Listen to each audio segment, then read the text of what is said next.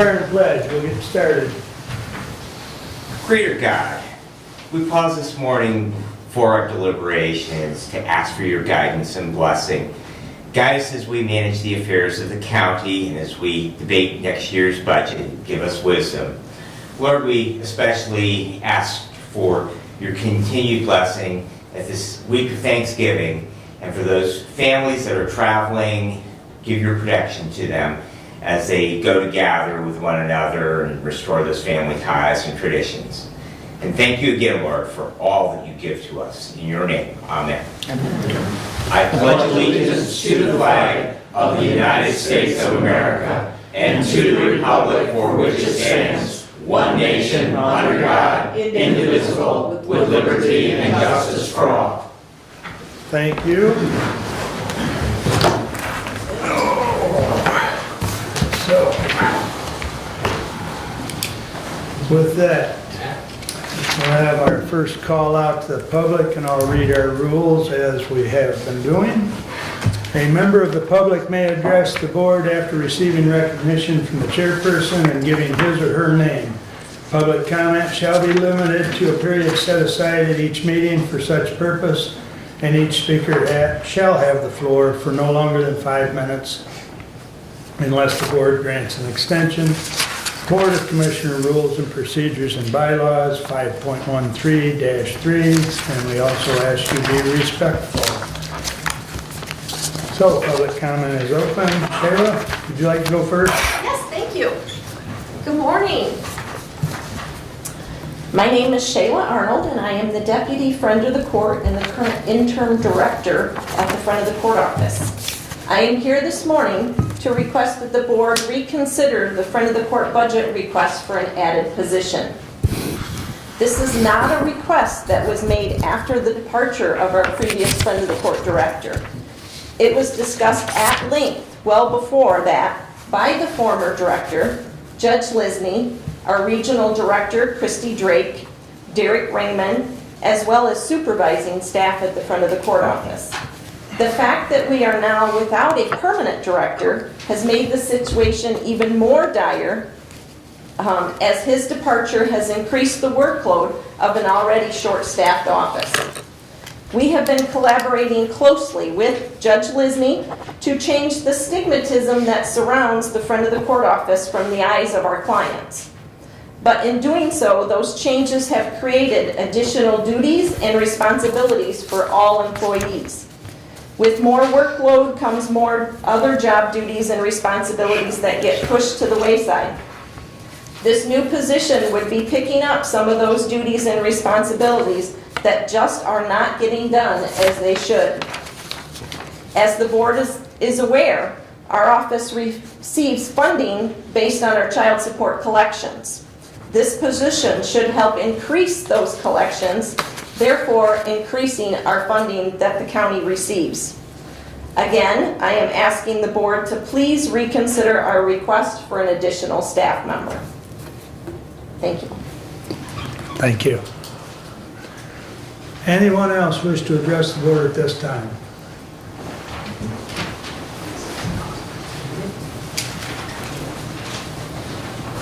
Good morning, my name is Bob Griffiths. I'm the new director or manager at the Road Commission. I wanted to come introduce myself to all of you. I know I've met a few of you already, but wanted to take this time to introduce myself, see if there's any comments or questions in the future.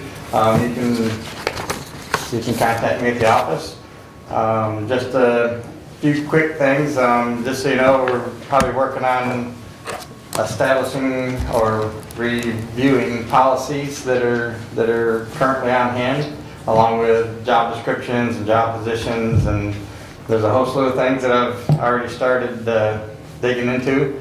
So I just wanted to introduce myself and say if there's anything we can do to keep an open communication between the two agencies, please do so.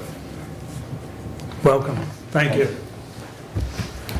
Anyone else at this time? There will be another public comment at the end of the meeting. You know I got to. Well, it wouldn't be the same without you, Bob, so. You're right. Thank you. Good morning. Thank you, and good morning. First off, this unbelievable directions of this Republican Party thing that's been going on. The splitting, or the people call it splitting, the only difference I've been finding is that, I followed a part of a Republican Party because I felt it was the right, as well as what was justifiable, as well as what the people had followed. What I found before, there was about 18 people ever that was showing up. And today, we've gotten about 180, 88, and I'm not a part of any longer. But I can't describe why it is. It's such a heartache to see that this party, these two different separate entities of the Republican Party, it's just BS. I hope you guys can strengthen that somehow. I didn't like the moral and ethical reasoning of what Mr. Rutan had brought up, and I will not follow. I had followed, and I cannot.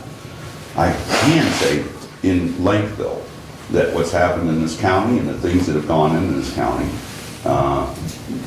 I don't know if you want to call it corruption, or if you just want to feel it's just a bad deal, or why there hasn't been further investigation on some of the things that have happened. But I hope it all will make a change. Other than that, I hope you can find a compromise there. Numbers mean a lot. The people is what's going to be responsible. The ones that are going to come in, and it is you guys' responsibility to locate these folks from all these different townships, bringing them in. When we're going to be looking at the heartaches of recession or whatever it might be, challenge yourself to bring in these people. It's important. The other is I had a chance to sit in the courtroom of district court and observe. It's just a terrible, terrible courtroom. I hope you guys will be ready to put something into that courtroom, district court. Sitting in there, seeing two different families in row behind one another, and no separation, no aisleway. Unbelievable, a person could reach over. And as mad as the old man was that I saw, and his children, pissed. Couldn't they have reached over and had a tug of war in there?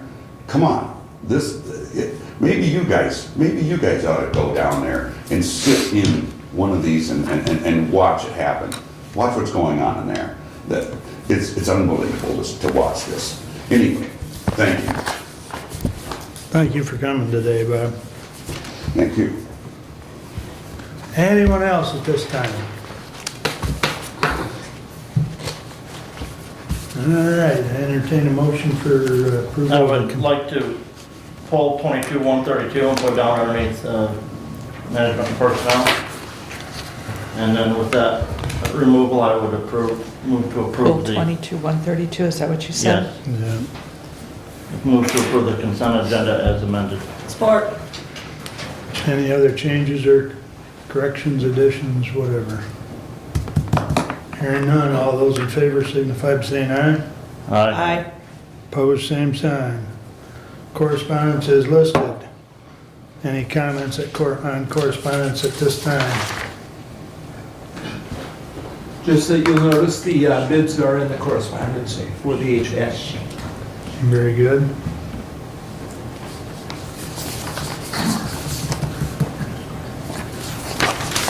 All right. Couple items I'd like to bring to your attention before we get to the regular agenda. We have in front of you, there's 22-135 as far as setting the public hearing for the budget. And I sent out an email that the Personnel Committee would like to do a special meeting concerning the budget hearing and the other closed session we had talked about. So what the Personnel Management would propose is either the 7th or the 9th. So if if I could get a consensus, then Marnie could redo this resolution. So that's what I'm asking for, is a consensus on the, go ahead, Brad. Two items on either of those days, Mr. Chair. The 7th, we do have the medical examiner meeting at 1:30, so we just need to be out of here by noon. And on the 9th, we have the security committee meeting scheduled in this room at 9 o'clock, so we would need to be later, probably 10:30 or That 11. is also the day of the county's Christmas party, the 9th. That's correct. So that narrows it down to the 7th. And I think we could still get the 6 days as far as getting it published. You're having a different meeting? No. Well, Commissioner, if I may, Please. I think we can deal with this down underneath, at the end of the meeting, management and personnel, because we haven't got to our regular agenda yet, because I think we can handle everything at the December 13th meeting. And I would have some questions about it, a special meeting as well. So, I'm fine with that. I was just trying to get this Mhm. retyped before we get there. No, Because Marnie and I talked earlier about it. So, no one responded last night, so I took liberty to try and get a, with the exception of one. Thank you. I did get one response, thank you. I'm sorry, Commissioner Weiner gave me a significant reading assignment when I got home at 9:30 last night. so. Okay. Well, I take it we'll deal with that. And one other item, we do have a closed session coming up on 12/13, and I've been asked, does everyone want that material ahead of time? It will need to be collected up,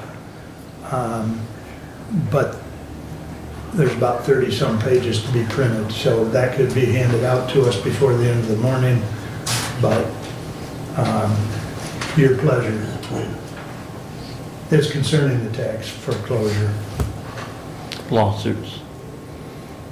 and that's already been scheduled. I've sent that out that you'd all aware of it, but Stephanie and I talked, she didn't know if you wanted a hard copy of all that material ahead of time, Will so we get an email on it, or, right, no Yeah, email? 'cause it's no still emails on that. registered. It's, So I would like a hard copy. okay. Hard copies, please, Stephanie, before the end of the morning, so. All right, with that, now I'll entertain a motion for the regular agenda. I would move that we adopt the regular agenda with the addition of 22-132 under management and personnel. And 135. Oh, and 135. Okay. And I would support with those additions. Any other additions or corrections? Hearing none. All those in favor signify by saying aye. Aye. Opposed, same order. All right, regular agenda is approved. Laura and I, good morning. Good morning. I'm Laura Nye, the Director of the Department of Health and Human Services here in Hillsdale. I also cover Branch County, but I had scanned in the MCSSA report that was issued September of 2022 with just some of the data on Hillsdale County. I don't know if you want me to go page by page, or if you had any questions about any particular page, or if you want me to just kind of take you to the pages I think are important, what your preference would be.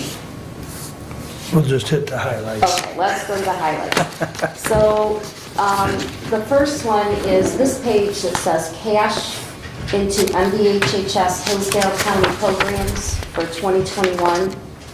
Looks like this is probably about the fifth page in. I think this is important just for you to be aware of how many Medicaid recipients are here in Hillsdale County, and that's over 15,000.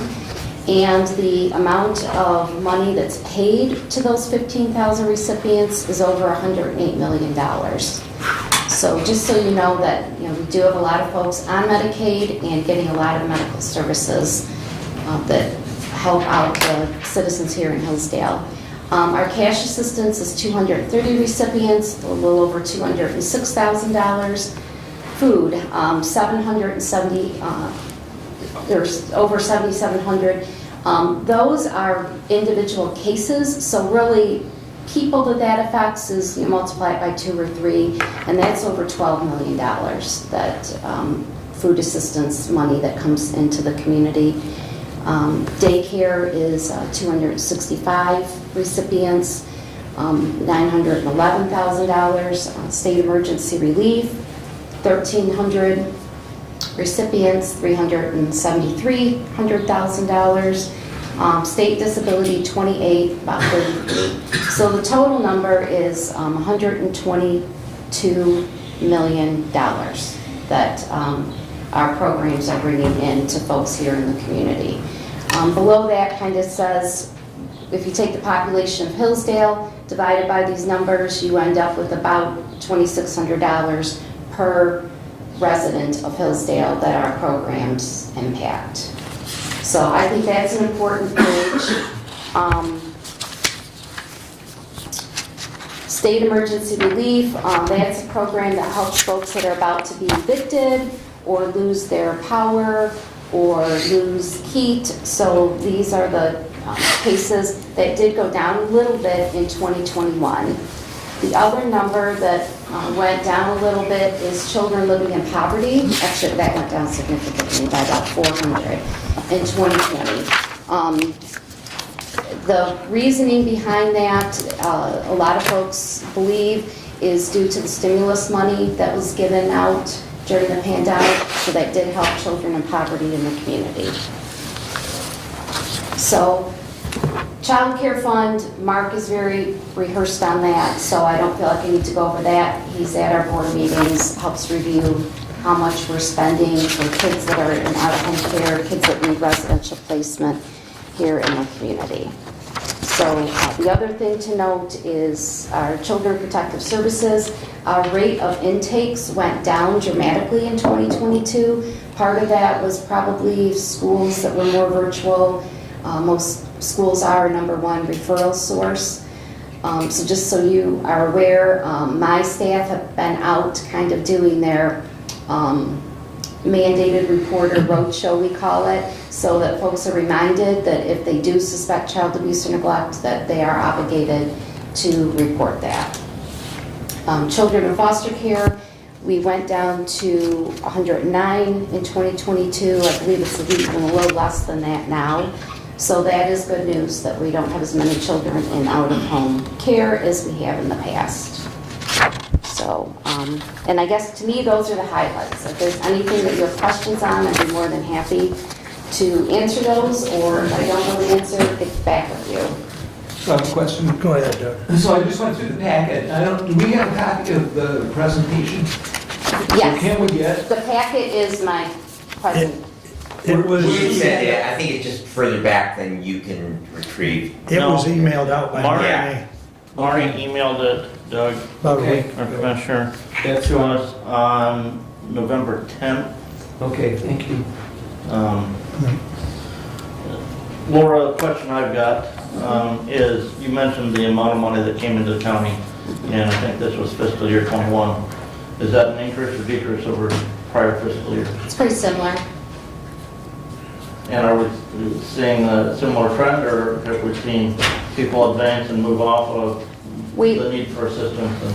Medicaid, we're seeing, at this point, we're under a public health emergency, so our agency is not allowed to close any Medicaid cases unless people move out of the state, pass away, or submit to us in writing that they want their case closed.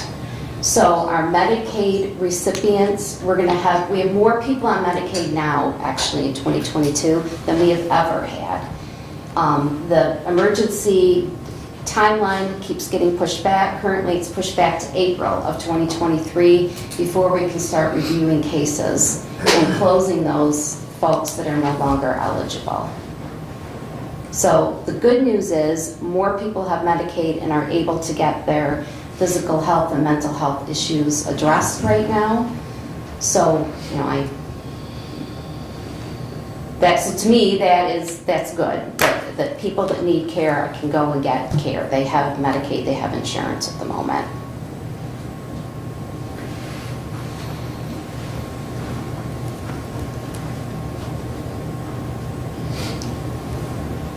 Any other questions, Brad? I believe Commissioner Ingles had one for. Okay. So yesterday I attended Hillsdale City Council meeting, and at Hillsdale City Council meeting, there was great concern on a particular house on Howard and Union Street that has children that are living in a condemned house. Okay, And it's been reported to CPS, they were related last night.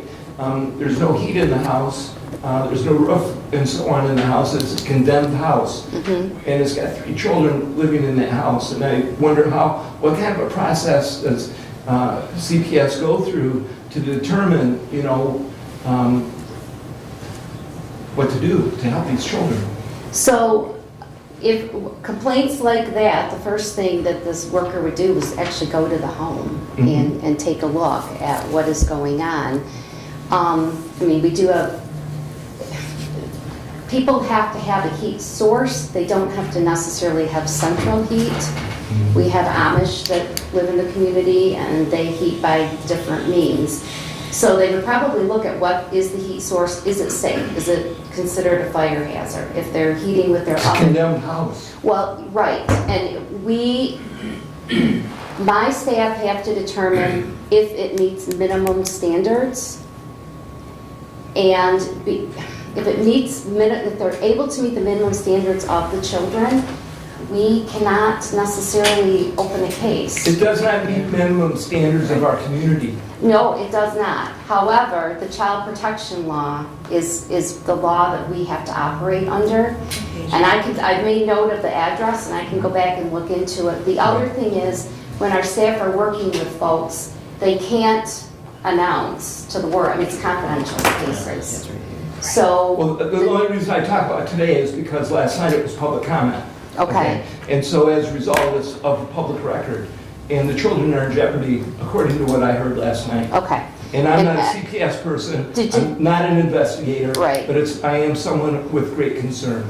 And I know for a lot of folks, myself included, it's frustrating because how the law is worded,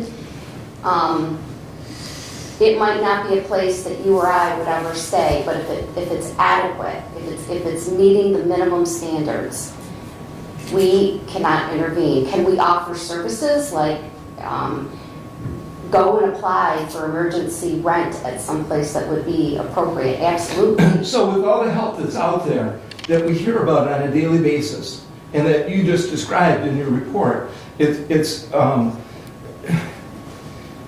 unbelievable to me, and it's catastrophic for these children that they are in this condition.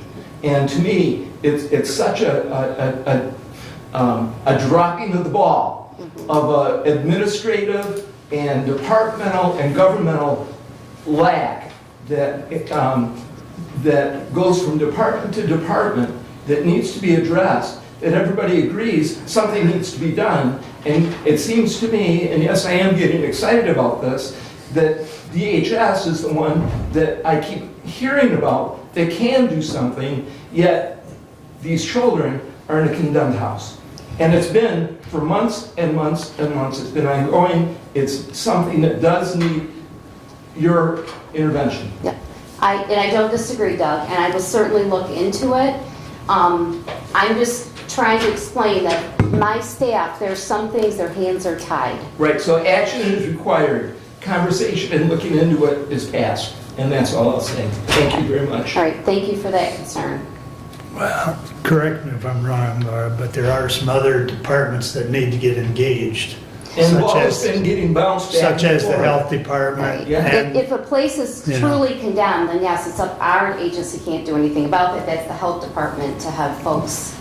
Tennis. Well, that's, the law is the law, and Those children are in jeopardy. yeah. But, okay. Any other questions, Brad? Thank you. Laura, thank you for being with us today.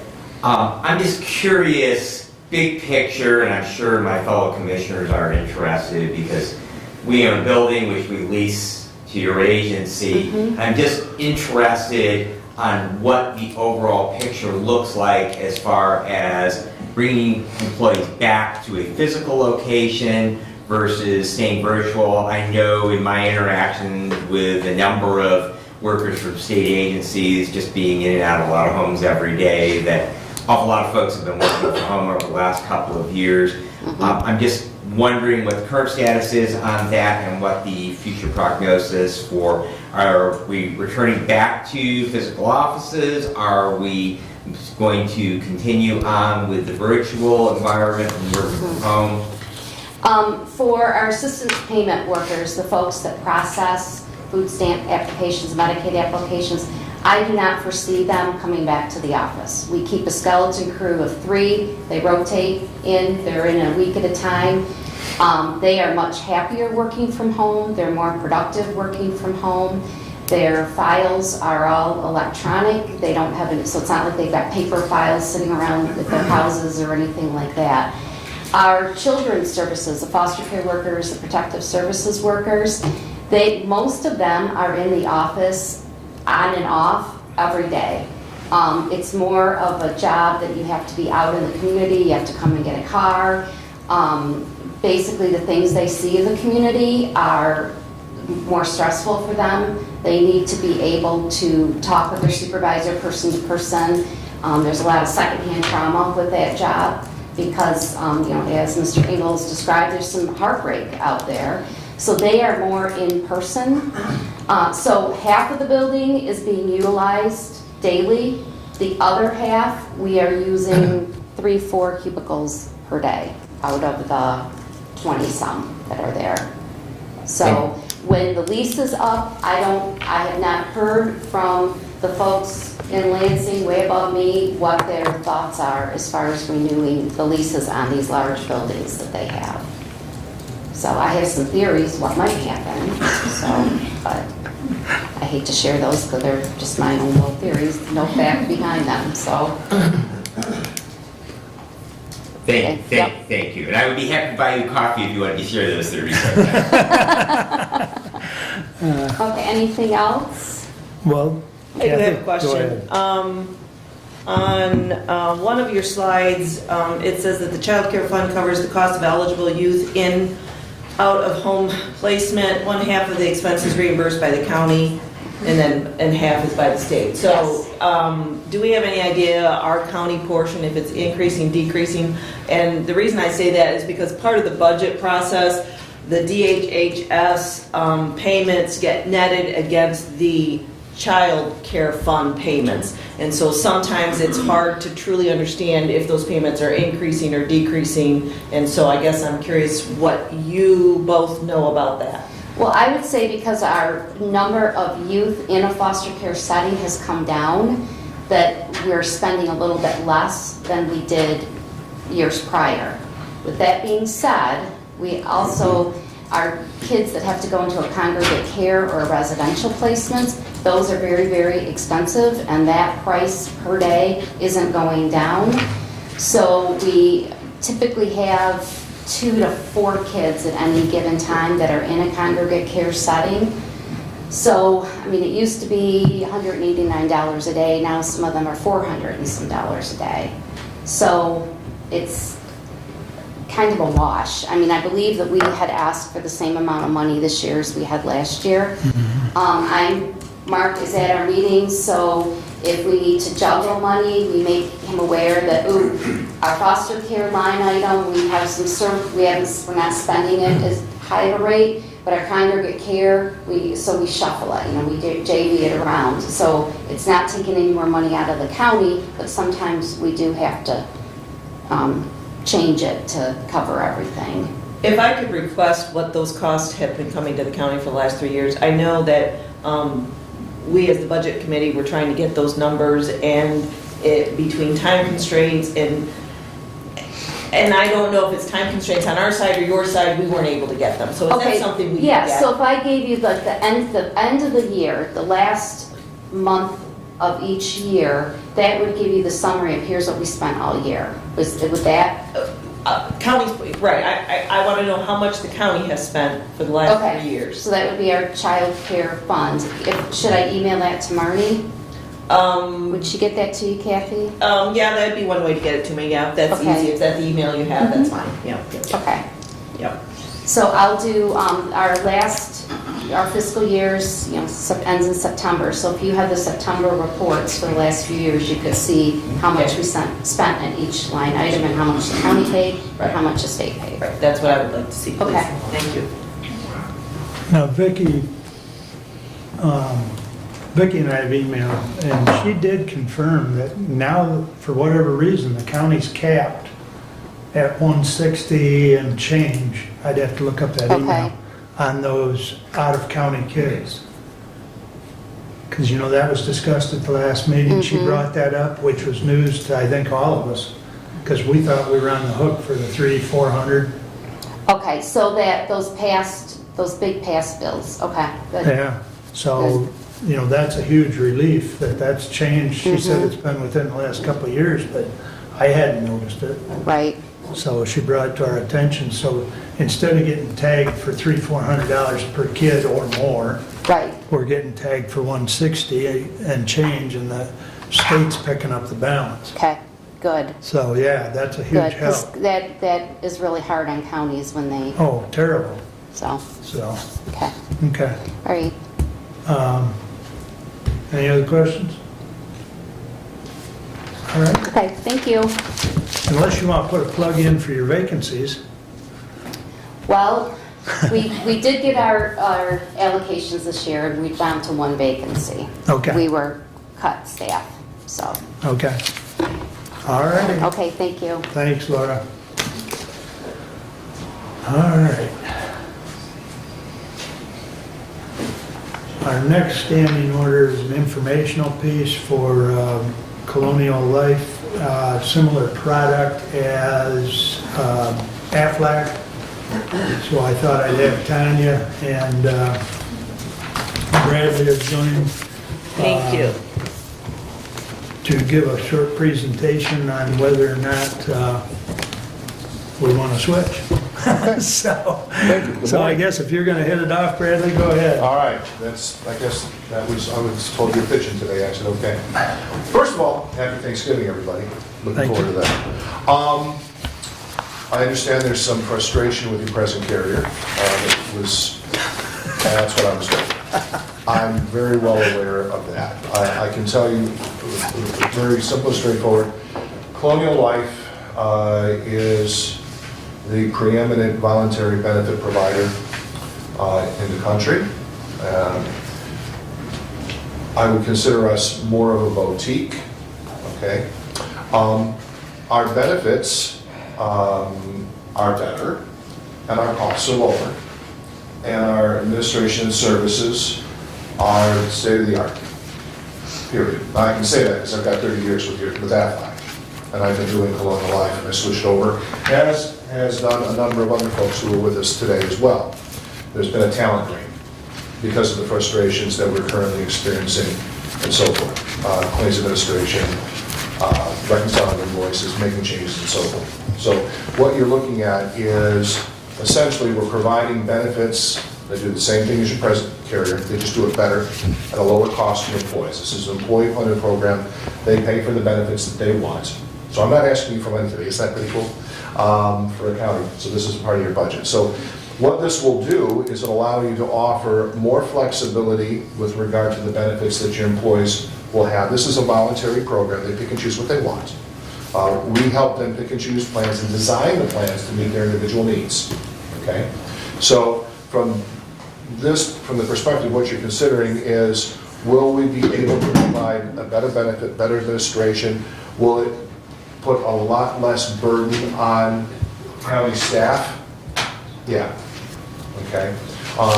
The other thing is this, is that we also know that there are going to be some instances where some of your policy, the Aflac policyholders will be better off because of money they've accrued to keep their existing benefits. And we know about that, so we're going to help them. So if it's in their best interest to retain what they have and pay for it on a direct basis, we're going to be able to recommend that they do that. What we're concerned with is what is best for the employees of the county. That's what we do. I will also tell you we're the #1 provider of public sector voluntary benefits. So cities, counties, school districts, road commissions, sheriff's departments, police departments, and so forth, we've got a bunch of them, okay? And we do a very, very good job. This is not the first request we've received from other counties that are looking at doing the same thing that you are. taking this into consideration.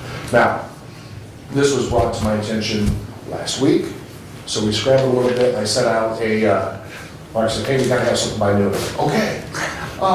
So we got you something, okay? But then we worked with our underwriters down at headquarters, and we were able to take an analysis of it, and they did a great job. Thanks, Charlie. And we put together a breakdown of everything. And I can tell you, we've looked at it. All of the rates that we offer are significantly lower than what the employees are presently paying. And the benefits are just better. We just pay more. I can't tell you time and time again, if we have an apples-to-apples comparison for the same event, we pay significantly more, okay, and faster. So my heart goes out to the folks on the other side, okay, because it's not necessarily the agent's fault, all right? They're good folks. I know all of them, all right? It's just that the vehicle they're using to provide the service is now lacking, and that's why we're here, okay? Is there any questions that you have at all? In some correspondence, there was something that a gentleman in the clerk's office asked with regard to your section 125. We'll take that over for you. We'll do it, okay? Not a big deal. So it's just a transition, it's a parallel plan, no big deal, all right? It's seamless. As far as implementation, pardon? On that, our section 125 also offers a child care. Yeah, reimbursed medical dependent care flexible, yeah, we can do that too, that's fine. Not a problem. So, and I forgot more about that code than most people know, which is scary, but that's big numbers. So from that regard, yeah, it's very easy. And again, we will do an outstanding job for the employees, because let's face it, our folks are community members here, they live in the county, and they rub shoulders with everybody every day. You'll see them in church, you'll see them at township meetings and so forth, and we're here, we're present, you know, and we're concerned about what's best for the employees here, okay? Any other questions you guys might have? Well, I knew there was one question floating around, and I don't remember who, might have been a conversation with Marnie, but I think Aflac's enrollment is coming up at the end of this month. Not a problem, we can do it. Okay. Yeah, Okay. easy peasy. You guys are going effective 1/1. All right, so from that, She said it was the 28th, but don't quote me on this. Yeah, that's So- what I was Not thinking. that exact date. you guys have about 175 employees, is that correct, ballpark? I mean, it's hard to nail down. Full I know. and part, Pardon? full and part probably, yeah. Yeah, okay, so from that regard, I've got certified benefit counselors. We can put this together. Everything we do is, we have a lot more flexibility there to get to these folks, educate them, help them make choices that are in their best interest. Like I said, if it is better for them to keep their existing coverage, we'll know and we'll tell them that. All right, so we're not just going to say, the only thing, from your perspective, what you're doing is you just say, we're no longer going to deduct the Aflac, we're going to deduct the Colonial. You know, this is, if you're talking concepts of voluntary benefits, an employer says, okay, it's a voluntary program, those employees want it, can have it, they design their benefits to meet their own needs, okay, we help them with that. The only thing you guys do is deduct the premium and pay the invoice once a month, and we take care of everything else. We are structured so that there is significantly more support for the county clerk and the folks who are handling this stuff than anybody else out there. Okay, so if there's a question, concern, or support, we take care of it. And everything we do is, I have some folks that need paper and hand-holding with dealing with us. I have other folks, our younger folks, that like to do everything online. We can accommodate everyone, and we're here. So if they need hand-holding, we'll do it. If they want to just do everything electronically, we can. Okay, so from that regard, it's really, and apples to apples, this stuff is phenomenal. And I can tell you, I can look at any one of your employees, I can look at every one of you in the eye, and integrity is big with me. Okay, that their time of need, we will be there for them, and we will pay them more and better than anybody else out there. Okay, that's huge. Stephanie, who is our current 125 managed by? Basic. The name is Basic. Is there an added cost to the county for you guys administering those 125 No. funds? Now, we do 125 as gratis. So there are a couple of employees enrolled in that, and at least one of them for sure, maybe both of them have a kind of a cash value buildup. Can that roll over? Yeah. Okay. So, I mean, when you're looking at that, now because again, I haven't had a chance to take a deep dive into what you presently have, which Right. we will. Right. It doesn't take long. Are you doing reimbursed medical in conjunction with dependent care, or are you just doing dependent care? You know? Both. You're doing both? Okay, Just yeah. one person for each. And what's your utilization? Is it high, is it low? I don't see that. Okay, so it's, I'm assuming it's not gonna be very high these days. You know, you're usually being a handful of folks. So, back in the day when we were doing a lot of full plans, that was a big deal, but utilization has not been that great collectively, you know, just in the marketplace. But that's okay. And they also charge the employee $4 a month, I believe it is. Do they? Yes. Oh, that's a shame. And that's why I can manage my own. Yeah, I understand. Yeah. So, Do you require a sole contract, or could we continue to offer Aflac to those employees that want? I'm not gonna dictate to you guys what you need to do with your existing carrier. That's really up to you. My understanding is, it's a real headache for the folks that have to deal with the administration on your end. And I think that's part of the reason why my understanding is they didn't know there was other solutions out there. I'm like, yeah, there is, you know. So honestly, when I made my transition from Aflac to Colonial, and I found out that Colonial Life has, I was astounded and B, very, very angry. You know, I don't believe you should rest on your laurels. You know, you need to be the very best. That's big with me, okay? And I've got 30 years in this industry. And if there was a better carrier out there that could provide a better service and so forth, that would be the tools that I would have in my toolbox. Does that help? My comment, Mark, was going to be, Aflac comes to different buildings throughout the, starting I think today or yesterday. So they're up in people right now. Or in the near next few days. If, whatever you guys decide to do, we will respect that. Okay? And so, we've got plenty of time between now and the first of the year. And so, the nice thing about this is that they already understand the concept. A big part of this is explaining that we're not health insurance, okay? You know, what we're concerned about when a medical event takes place is you have out-of-pocket expenses that you're going to be responsible for. So how do we take care of those? How do we mitigate those? We understand that your everyday bills don't go away when there's a medical event that takes place in the family. So how do we make sure that you have appropriate coverage to deal with that? And then your ability to earn income can be diminished or eliminated. So let's make sure that you've got adequate cash flow coming in from that. And based on your medical background, history, and lifestyle, and that's why individual counseling is so important. Is voluntary benefits are not a cookie cutter. They're not like health insurance where everybody gets the same thing. A 24-year-old single guy that's drinking beer and chasing girls does not need a plan for heart attacks and strokes. He needs an accident plan because he's more likely to happen, okay? The individual that is you know, when I was in the Marine Corps, I used to chew tobacco, smoke cigars, cigarettes, and so forth. So I was a tobacco fiend. If you could roll it, sniff it, chew it, smoke it, I did it.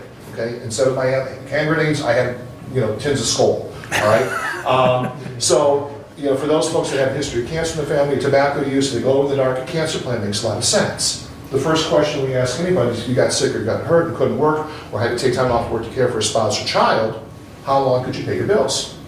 So what's the first thing we have to discuss? Any person with any kind of credentials in financial planning knows you need to have a disability plan. Okay, then how long is the benefit period? How much do you need a month to pay your bills? How much is the premium? Can you afford this? One of the things we're concerned about is what I call the baby making package. For those couples that want to start a family, all right, when you're off for that period of time, are you going to have adequate income protection to make sure that you can do that? And can you have a plan that's going to cover your out-of-pocket exposure because you're going to have a medical event? Yeah, we've got that for you. Okay? Or if I've got the guys that say, what do you do for kicks and giggles? I snowmobile, I jet ski, I downhill, I've got 4 kids in varsity sports, and I require adult supervision when operating power equipment. You need an accident. Okay? So, this is what we do, is we help people make decisions that make sense, that are affordable. If someone doesn't need a plan, we'll tell them. I want everything. No, you don't. Okay? Because I don't want people to get what's called buyer remorse. When that first deduction comes out of their paycheck, I don't want them going, oh my God, what did I do? Generally speaking, my guideline or our rule of thumb is I don't want anybody paying more per pay than their hourly wage. Okay? So what they're gonna spend for lunch at McDonald's, a six-pack of beer, and so forth, lottery tickets or some other facilities, they can have a plan that's gonna protect their family. That's what we're about. We do it better than anybody else. Okay? So, the timelines, yeah, we can take care of it. That's not a big deal. We have benefit counselors. We have significantly we play in a playground with a lot of big employers. Okay? So, yeah, we're fine. More questions? Who's the, I guess, the closest municipality or county that you're working with? Can I tell them that? We're enrolling Branch County on the first week of December. How's that? Okay. I've had a lot of the townships locally, Okay. Jefferson, King, Richmond. Yeah, I mean, I think we've got 22 county governments that we work for, Okay. more townships and cities and this, I can shake a stick at, okay? So, I mean, it's not an uncommon thing. Because we interact with Branch County a lot because of the Yeah. demographics, and that's why I ask if you're engaged with Branch, then They're doing the same thing, they're dumping the dock and going with us. And that's a common thing we're seeing a lot. I need to be very I blunt. got it before you. yes, you did. You know, I mean, on the one hand, I know a lot of these folks, I mean, they're not, but, it's like Elmer Fudd, it's duck season, okay? I mean, so, and, it just comes out, I've just got a better toy, that's all. And it's just, and that's all it comes down to. So, does that help? Any other Any other questions at this time? concerns that you have?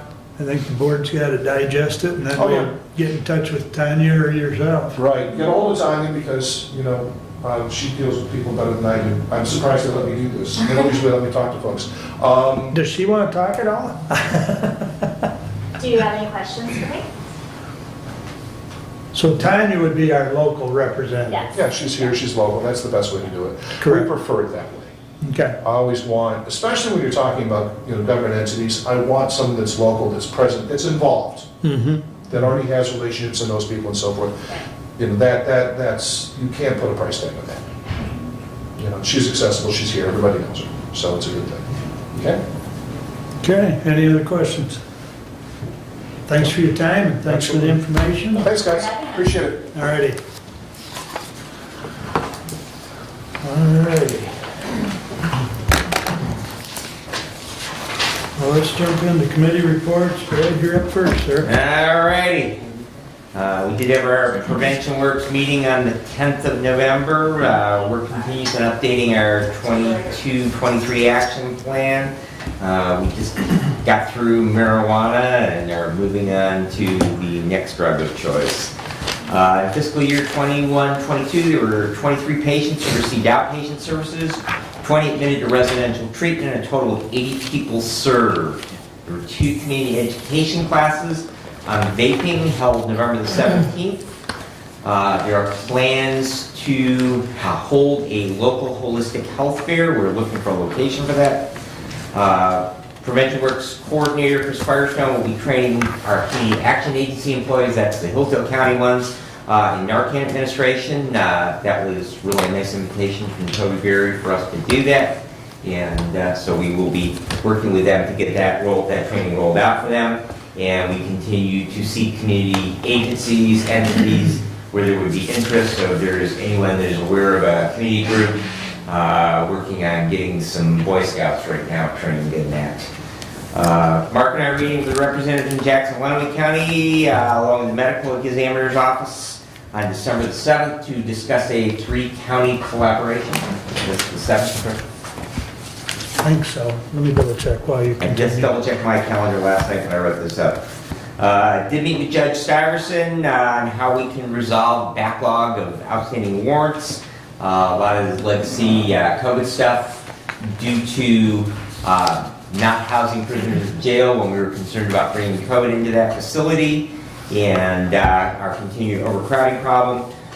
She is going to work with our local public defender because we have to have them present when folks are arraigned, and do some out-of-custody arraignments as well as working with our local law enforcement agencies so we can hopefully reduce some of that backlog. The 911 board met on November the 16th One thing of interest to all of my fellow commissioners is looking down the road, there is concern beginning to develop about the long-term ability to finance that operation. One of the numbers that we did generate in looking at how to pay for 800 is how many dollars if we were to max out the surcharge. And this year, with the budget that was submitted, there was a deficit, although that they do have a pretty significant fund balance at this point. The concern is if we continue to peck away at that fund balance, that at some point, perhaps in as few as 5 years, we would reach a place where operating on surcharge dollars would become a problem. So I do want to bring that to all of your attention. And the board is aware of that issue, and they will continue to work to be as fiscally responsible as possible and some possible solutions in regards to that. Do have a meeting with Senator Shirkey on November the 29th in Lansing to discuss possible assistance towards a countywide 800 megahertz system. Our medical control authority will meet on December the 1st. We're pretty close on our revised bylaws. Once those have been approved by the local medical control authority, they will have to go off to the state to be approved by that department as well. And then they would come back for final approval and distribution. I would like to thank the Budget Committee in the proposed budget for their consideration on a school resource officer. That has been an ongoing discussion and a goal of mine to get that implemented. And the Sheriff thanks you as well. We did have our Make-Up CPR training on November the 16th. And Commissioner Lyon and I will be meeting with the county ambulance agencies this evening at 5:30 to discuss our coming contract renewal. That will be potentially for the next 3 years, which will be the extent of when we'll be collecting the current ambulance money. And we do have a county security committee meeting on December the 9th at 9. And that concludes my report, unless there's questions. Questions for Brad?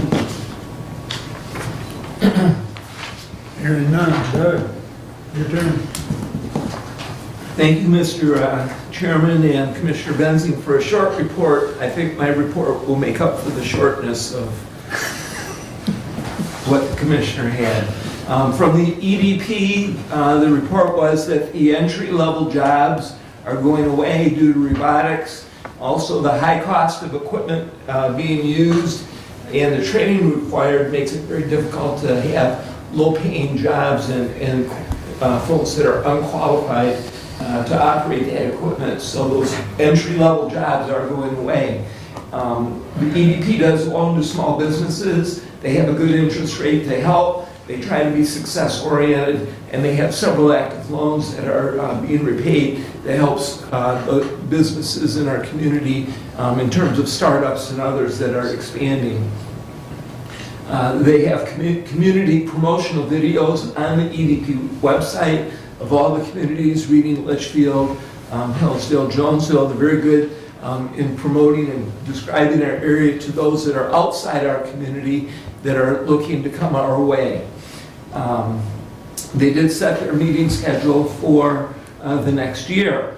In terms of parks, I attended the parks meeting, review and update of the rental rates for the community center and pavilions. No change at this time on those rental rates. They are looking at some repair of the ceiling tiles and replacement of ceiling tiles in the community center. The materials they're looking to change maybe from the 2x4 tiles to 2x2, but they're looking at estimates to decide which way is the best way to go. They, as the Budget Committee is aware, they have requested a tractor to move limestone and other projects that they do at the parks, and that is not included at this time in the budget, but they have requested that tractor for the parks. In the meantime, there is an arrangement with facilities to use the tractor that we have as a county-owned tractor. There is concern on vandalism in the parks. They've requested a review of the cameras that are out there. Vandalism is a problem. They have trash cans that get turned over. They have spray painting that occurs. They have breakage that occurs, and so the care is very important to keep our park in good shape, and vandalism is a problem at the parks. I attended the road commission meeting as well on November 22nd. Currently, they have a trade in dollars with Lenawee County, $111,000 to Lenawee County for projects that they currently are in need of. The money is coming from the Hillsdale County Road Commission, is not being used this year. Lenawee County requested the funds. They will pay back the funds in 2024 as part of the agreement in trade of those dollars, and that's being facilitated and it was approved by the Road Commission. In terms of applications for the 2 new Road Commission members, remember that the applications are due in the clerk's office by 5 p.m. on December 15th. We do have several applications that have been submitted. I expect and have heard that more applications are in the works. Could be 8 to 10 applications by the time we're said and done. It could be even more. This Board of Commissioners are seeking those interested to apply. Once you do submit your application, if you, in afterthought, have additions to your application, please do submit your edits as well prior to that 5 p.m. deadline on December 15th. From our IT department, with the internet attack and compromise that occurred in Hillsdale and Jackson County schools, our IT department wants to remind everyone to be very careful opening documents. It's very critical that attachments, you know where they're coming from and what they are, and that they're clean attachments. We're being very diligent in the county's internet security, and the department is very aware of the consequences that could occur. And so be very careful with your emails. Our facilities department, the needs space study that we had, the preliminary presentation by Nathan Hall at our last meeting from the National Center of State Courts. The department heads from facilities and IT, after that presentation, had a Zoom with Nathan Hall. Nathan will provide a final summary to commissioners. Then the committee of myself, Commissioner Schmidt, and Judge Lisney will have a chance to meet, and we will have a recommendation to the Board of Commissioners. We do not have a recommendation at this time, as was requested by the chair. However, the reason is the timing, and we do not have the information required to make a recommendation. We're still, when we get that final report, then we will know better what direction we need to go. When do you expect that final report? I'm going, I Keep don't have a pushing date. it, because we can't keep kicking this can down the Right, road. and I can assure you that the can is not being kicked down the road, that active meetings are being held. Commissioner Schmidt and I discussed yesterday. This is something that is of high priority, and as a commissioner, when I first started, I started running. I didn't start walking on that project. And so I can assure the chair and the rest of the commissioners that there is not any, we are not sitting on this in any fashion. It is being very actively worked on. And I hope that answers your question, but Well, my we're doing concern the best. is we're further ahead, but yet we're not 2 years later.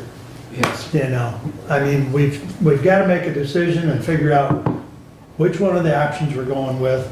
We've got to figure out how to fund it, and we've got to move forward. Right, and if you have more information right now and would like to make a decision, we can make a decision at any time.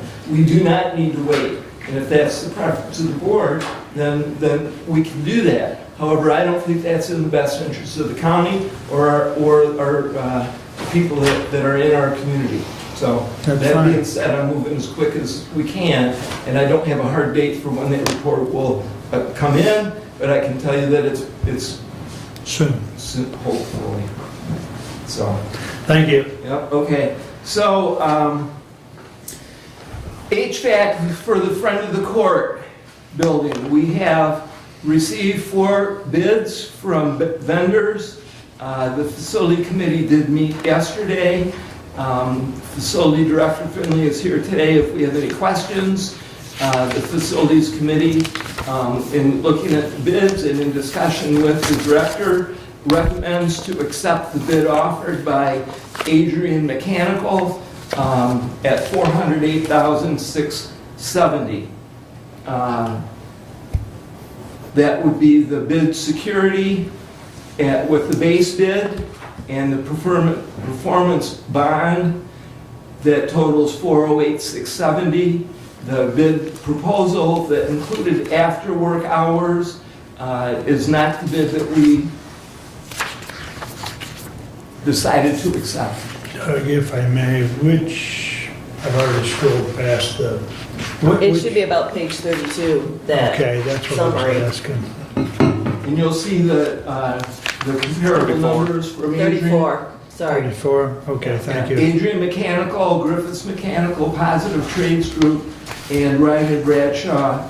You'll see the bids range from $334,750 to $553,333.98.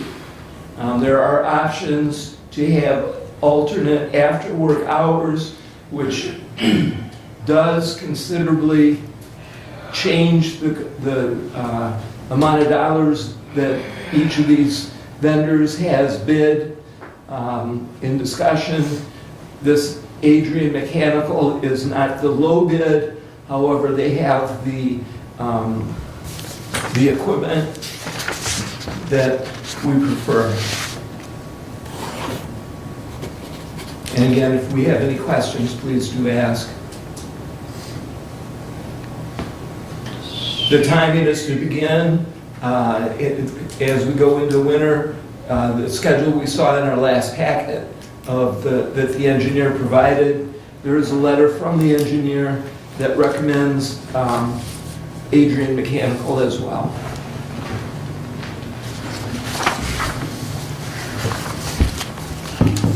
Doug, I would ask, why did the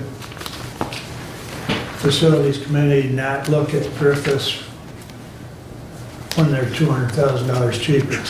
No, not 200,000, sir, they're 74,000 cheaper. They're Because what? we're not looking at the bid with the extra for working after hours.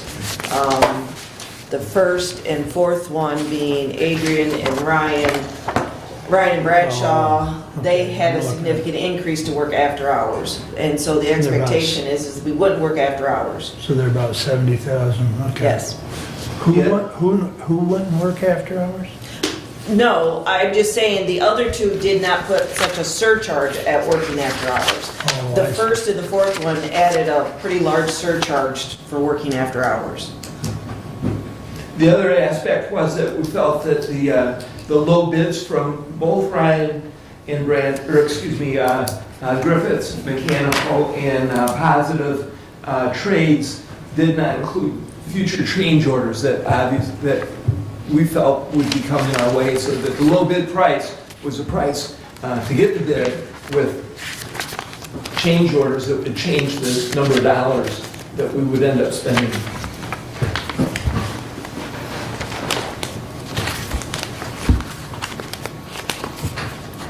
Randy, you got anything you want to say? Okay.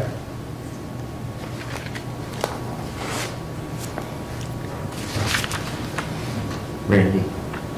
Go ahead, please. Equipment that the recommended bidders will be providing, will they, as part of that process, be providing training to your staff on the maintenance of that equipment as part of? That the equipment they're using is actually equipment that we have at the youth home. It's a Fujitsu system, and we installed that one, I think, 3 years ago. And so we're familiar with the equipment. And, and we have, Earl and I have both been trained on Fujitsu systems to install them, whatever, so we're familiar with the equipment. Very good. I just wanted to make sure as part of that, if we were going to a vendor other than what we have been using that, The control systems will be night watch again, and because we're trying to keep all the control systems the same. Right. So, as far as controlling it, it'll be through night watch. This one here. very good. We're familiar with all of it. Okay, thank you.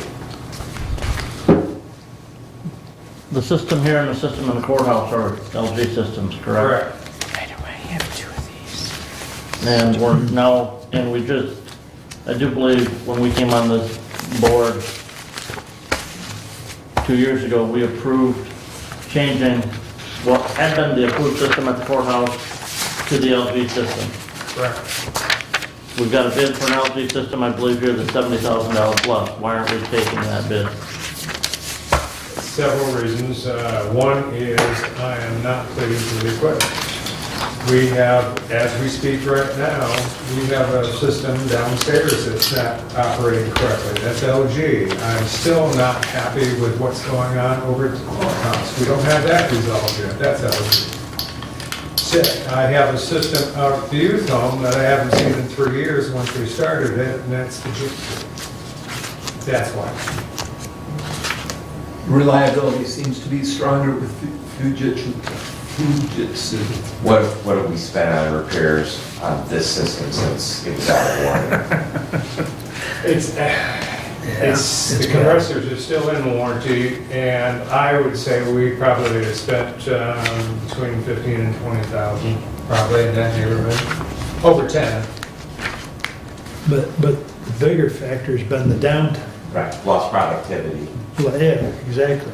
Because a lot of people were sweating.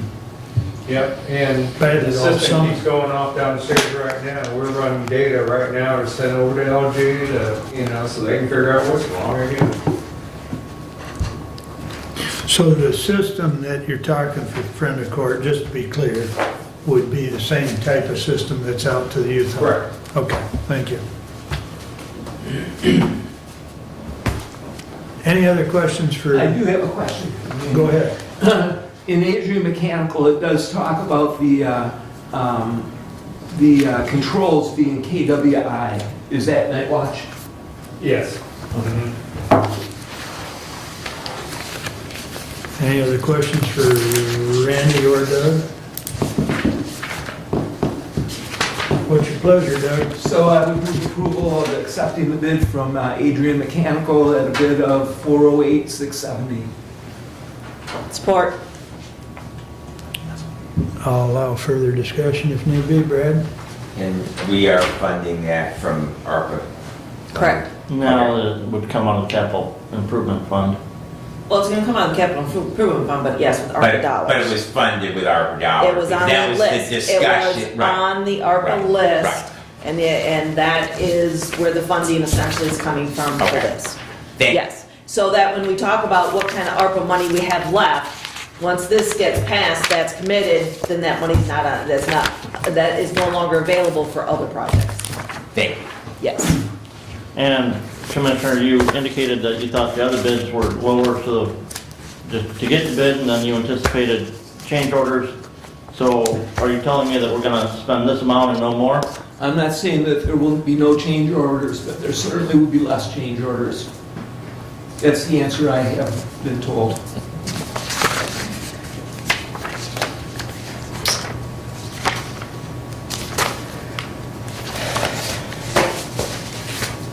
Any other comments or questions? Just comment that Please. hopefully that building, as far as change orders go, since we did hire an engineering firm to spec the system, and B, that it is a building with significantly less architectural challenges than our 120-year-old courthouse, one would assume, and I always am cautious with the word assume, but one would assume that the change orders would be less regardless of that building. Agreed. Further comment?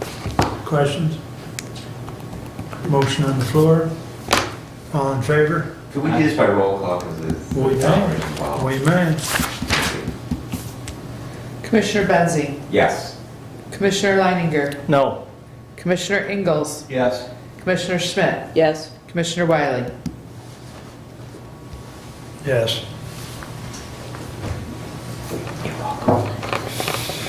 Passes 4-1. Please continue, Doug. Thank you. Courthouse update, Renaissance has been installing scaffolding in the attic with support in preparation for work to be done in the tower. They are waiting on results of the block inspection, which should be available after Thanksgiving. There was a recent plumbing failure upstairs in the judge's chamber. The original cast iron pipe rotted and burst, and facilities is looking into a best remedy. And I do have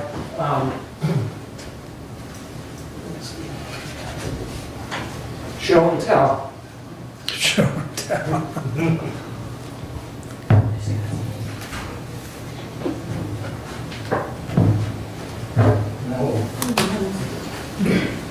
Show YouTube. So this needs to be addressed, and the remedy is we'll be investigating, we'll figure out what we need to do. Couple of fern coats and a 4-inch elbow. You're good. What? Little duct tape? No.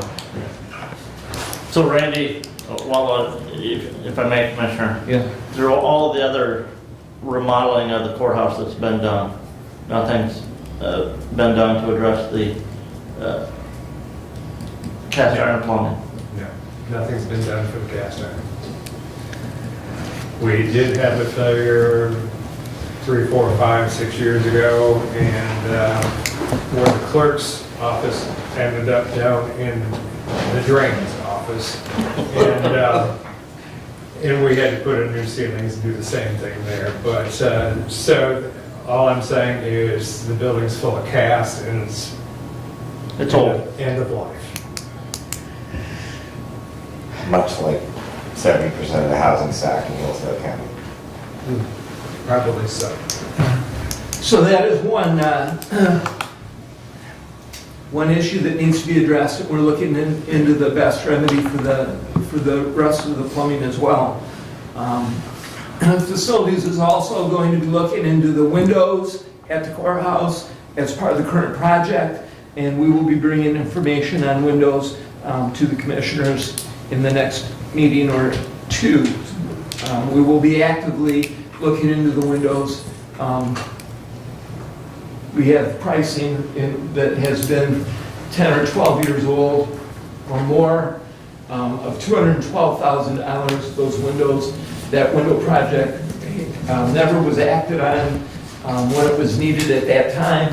And so windows, in this part of at this time, with the extensive project that we're doing in renovation, we're going to look at windows currently, and we'll have some information on that soon. The front of the court has requested a security wall in their downstairs. This wall will provide security of files. Facilities will install the security wall downstairs in the front of the court. Under $12,000, the money will be coming from the court's current budget. And that completes my report for today. Questions or comments? Thank you, Doug. Thank you. All right, now we get into the meat of it. If I may, Commissioner, You may. back to that last comment that Commissioner Ingalls made. Nowhere in the front of the court's budget is there a line item for facilities. We have a facilities department for that. I take very serious issue to any department head or elected official using their budgets for facility improvement when we have a facility department for it. If that's going to be the case, I will push very strongly for a line item approved budget. That's extremely more work on us and our finance director. The front of the court has money left over in their budget this year because of loss of personnel. No fault of ours, no fault of theirs, but they had that money left over. And I take serious issue with diverting that money for a facility change when that should go through the budgetary process and the facility director. So be advised, elected officials, department heads, if you want to play that game, I'm happy to play it, and we'll pass a line item budget.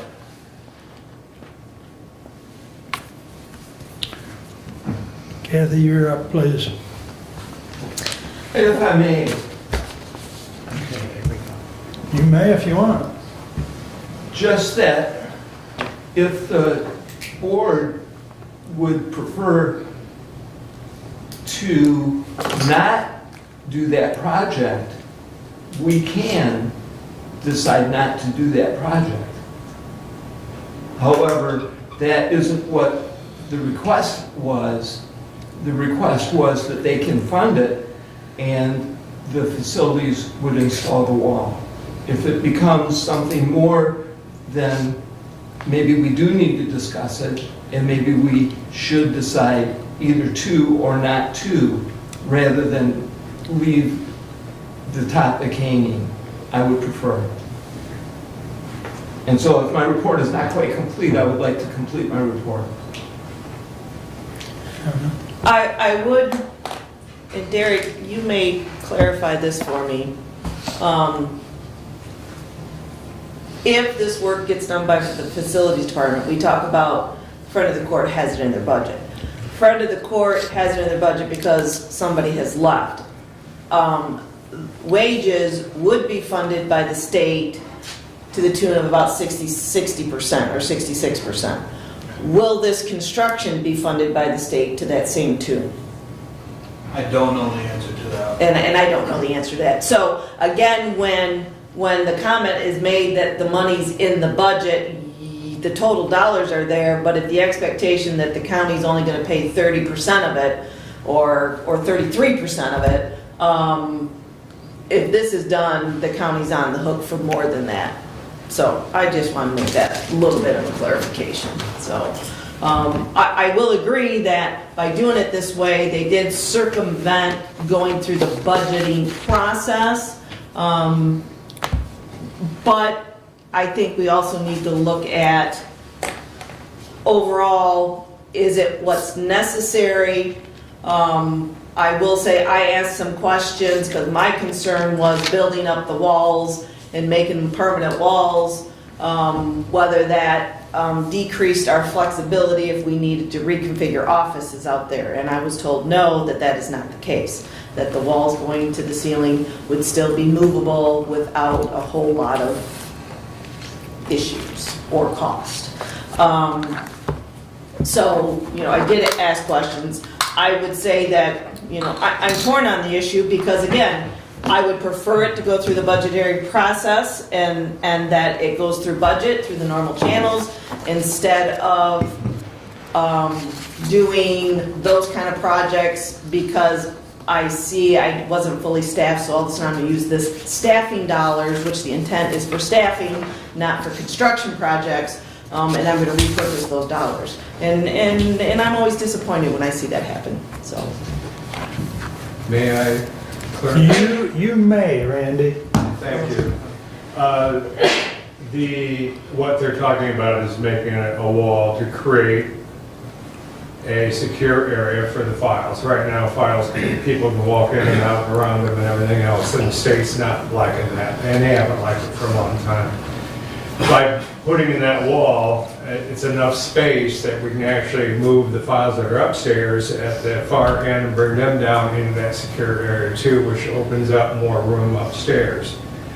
In reference to the walls, if we go to the ceiling, these will not be movable walls, they'll be permanent walls. And of course, they'll have the drops in for the computer and what have you.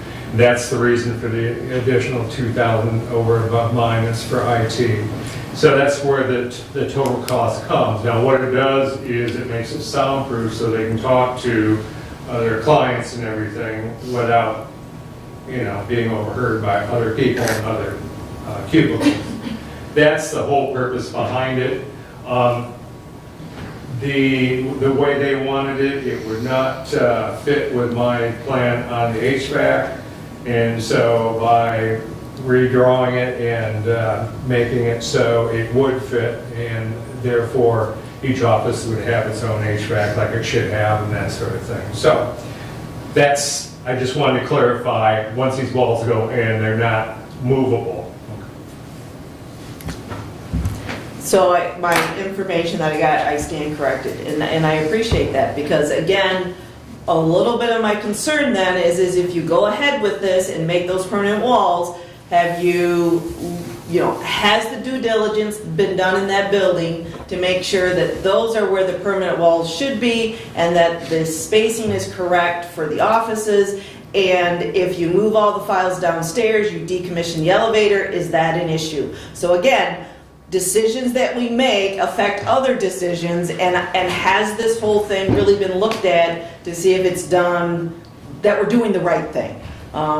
And as stated, the unsecured files, this isn't a new issue, it's been, and this is kind of the first I've heard. Now again, I've only been on the board since 2021, maybe that's been talked about prior to that, but this is the first time I heard an issue with the unsecured files. I would also, since being on the board, my understanding is out at the front of the court building, there was a conference room built in, again, walls to the ceiling for privacy, and I thought that took care of their privacy issues out there. So to hear that they had additional privacy issues also took me by surprise. And again, when it's not done through the budgeting process, a lot of questions aren't being asked. It's just, you're moving forward, so. There's been write-ups on that building probably for 15 years or more. Yeah. From And scale. to clarify this, where the walls that go up is where the cubicles are now. I mean, we're not really changing any offices around. We're just doing away with 2 offices on the other side of the wall once we put in the wall. But, they're being moved up front where there's spaces anyway. So it all gels together. I made sure that when it comes to the HVAC and what have you. As far as the elevator, it's a non-issue either way. We can bring people in from, through the basement door as opposed to upstairs. And so it really has nothing to do with the effect of the offices themselves. So they're in that spot right now. All we're doing is putting walls to the ceiling and putting a door on. So the plan, as far as the elevator is to decommission it? At this point in time, unless I hear different. That will depend on the approval of the budget. Okay. Anything else on front of the court at this moment? All right. Now, Kathy, if you would, please. All right, I assume we're going to talk about the budget first before I make the motion to tentatively approve the budget. I would. Or do I do the You motion can't first? discuss an item until you have. Okay, all right. You need to all right, read the thank rec- you. Yep, yeah. I'm fine. Okay, so then I am going to read Resolution 22-133. To the Honorable Board of Commissioners, we recommend tentative approval of the 2023 budget for the general fund of the County of Hillsdale. Respectfully submitted, Kathleen Schmidt, Chair of the Budget Committee. Support. Thank you. All right. Proceed. All right. So in your packet, you received, or excuse me, not in your packet, but as under separate email, you received. Let me stop you for 1 second, Yep. please. If anyone would like a full printed copy, you can request it through the clerk's office. And that's why it wasn't online in the packet, because it's quite lengthy. Correct. So, but with Okay. that said, please All right. continue. You received the requested changes and additions to the budget. You received a 2023 proposed budget summary. You received the general fund budget, which was a 58-page document, and you received the special revenue fund budgets, which is a 50-page document. I'm going to let Derek, our finance manager, kind of take over and add in as necessary. So I just wanted to kind of clarify, technically what we're approving is this proposed summary document. Correct. And I did bring a couple extras if people would like to. You give one to Steve, Derek. Thank you. You share yours. Oh, okay. Cool. First thing I wanted to say is that, you know, our goal, I believe, every time that we work on this, is to have a balanced budget, whereas our revenues equals our expenses, or really ideally where our revenues exceed our expenses and we have plan for some extra cash to go somewhere. This budget is balanced. I would say that we worked really hard on trying to make that the case. In doing so, there are things that were not funded that were requested. I think you're going to have that, you know, no matter the situation. We have a finite amount of revenues. If you're going to have a balanced budget, there's going to be things that don't get funded. So what we tried to do was weigh the importance of those, and I, you know, provide as much information and backstory as I can for the budget committee to make informed decisions. And in doing that, I also have provided a document that shows items that were requested but not put into the budget committee's proposed budget. I don't plan on going through every one of them one by one, but I am willing to answer any questions, and I'm sure Commissioner Leininger and Commissioner Schmidt are as well. We can discuss those now, or you have time where you can discuss them at another time as well. You can reach out to me with questions. As we aren't approving the final budget for at least 6 days from now. I originally thought at the next meeting, but it sounds like you guys still have some work to do on when that budget hearing will be. So, are there any questions on the requested items that were not budgeted, or on any of the documents in total that you received?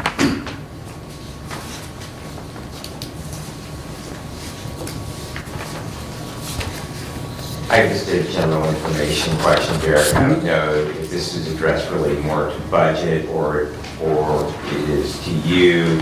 I noted that there were some requests for elected department heads in addition to the 5%.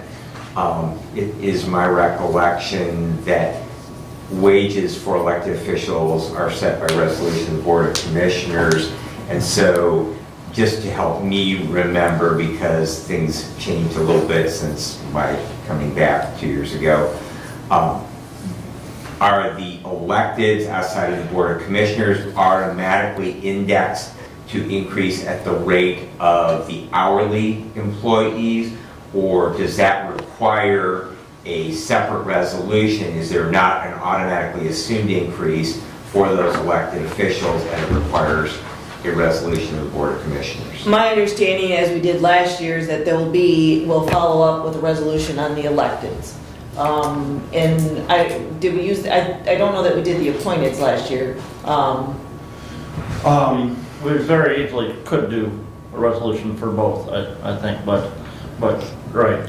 But in the budget, the budget is built with a 5% increase because the SEIU, former SEIU union, we have not actually gotten that back. So that's kind of what we've been hearing. So the budgeting process included a 5% increase, and the only exception to that was drains. Drains was put up to the same amount as the other elected officials other than the clerk. And then everybody got 5% as 5% on their old amounts. So then the assumption is that all of the elected officials will receive a 5% increase? Yes. Yes. Yes, that is what's in the budget, and if that's what the former SEIU union ends up with, that would be the expectation. If that contract settles for something less, the expectation is the electeds and departments head would get something less, which would be in line with the SEIU union. I think that's kind of been the process in the past at the county as to what would happen. They settled with the SEIU union and then would follow up with a resolution for the elected and the department heads, is my understanding. Well, there was a resolution at one point in time that whatever the SEIU got for an annual raise, the electeds would also receive. I But- believe that was in my previous tenure on this board when that resolution was passed. So I'm not sure of the status of that resolution, but at one time that was out there. I'm not sure either. I know when I was looking at resolutions in the past, I believe that the former budget chair, Bruce Caswell, when there was a 1% raise to the SEIU contract, then there was a resolution to give that same raise to the department heads and elected officials. So, I would also add, from my perspective, I believe that whatever gets approved in the budget, as far as pay increases, there should be at least one, probably multiple resolutions followed up, kind of implementing those increases to give the payroll, so payroll has documentation that, these changes were made. Sometimes you can use a large, lump sum, all of these groups get 5%, and that would cover it. But we do have some specialized individuals. By specialized, I mean they're not part of the same schedule as the bigger groups are. Those might require separate resolutions, or just more detailed in the one resolution. But either way, I would follow up with a resolution, kind of pinpointing what the pay increases are and who they're for, what groups they're for, and in some cases, maybe even what individuals they're for. So. And I would agree, otherwise Carol's going to be calling Correct. either Kathy or myself. and that needs to be done before January 1st. Correct. Right. Correct. So that means at the very latest, at the last meeting in December, but that's cutting it even tight, I would. Well, and They do have a little lag time, but, Even once this budget's approved, Kathy, we can do those resolutions and make it even be in consent agenda because it's already in the budget. okay, So it's, okay. agreed? Agreed. Okay. All right. Well, if nobody wants to jump into this, I've got about 3 items I'd like to request be added back in. The stipend for the deputy clerk who has assisted me times 10 on FOIA requests.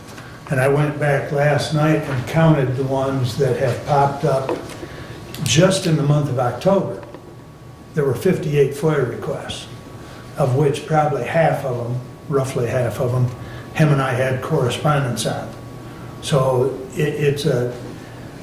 I am asking for a one-time stipend of that $2,000 that was requested for him. It's a one-time request because, as we all know, we implemented the new FOIA software, and that is going to lighten the workload immensely, or hopefully it will. But I would ask that that be added back in. Yes, speak to that. Please. A couple of points. Number one is that if this stipend is for work performed, it should not be part of the 2023 budget. It should be part of the 2022 budget and paid. It is not an anticipation that it is for additional work that will be performed in 2023. It is for work that was performed in 2022.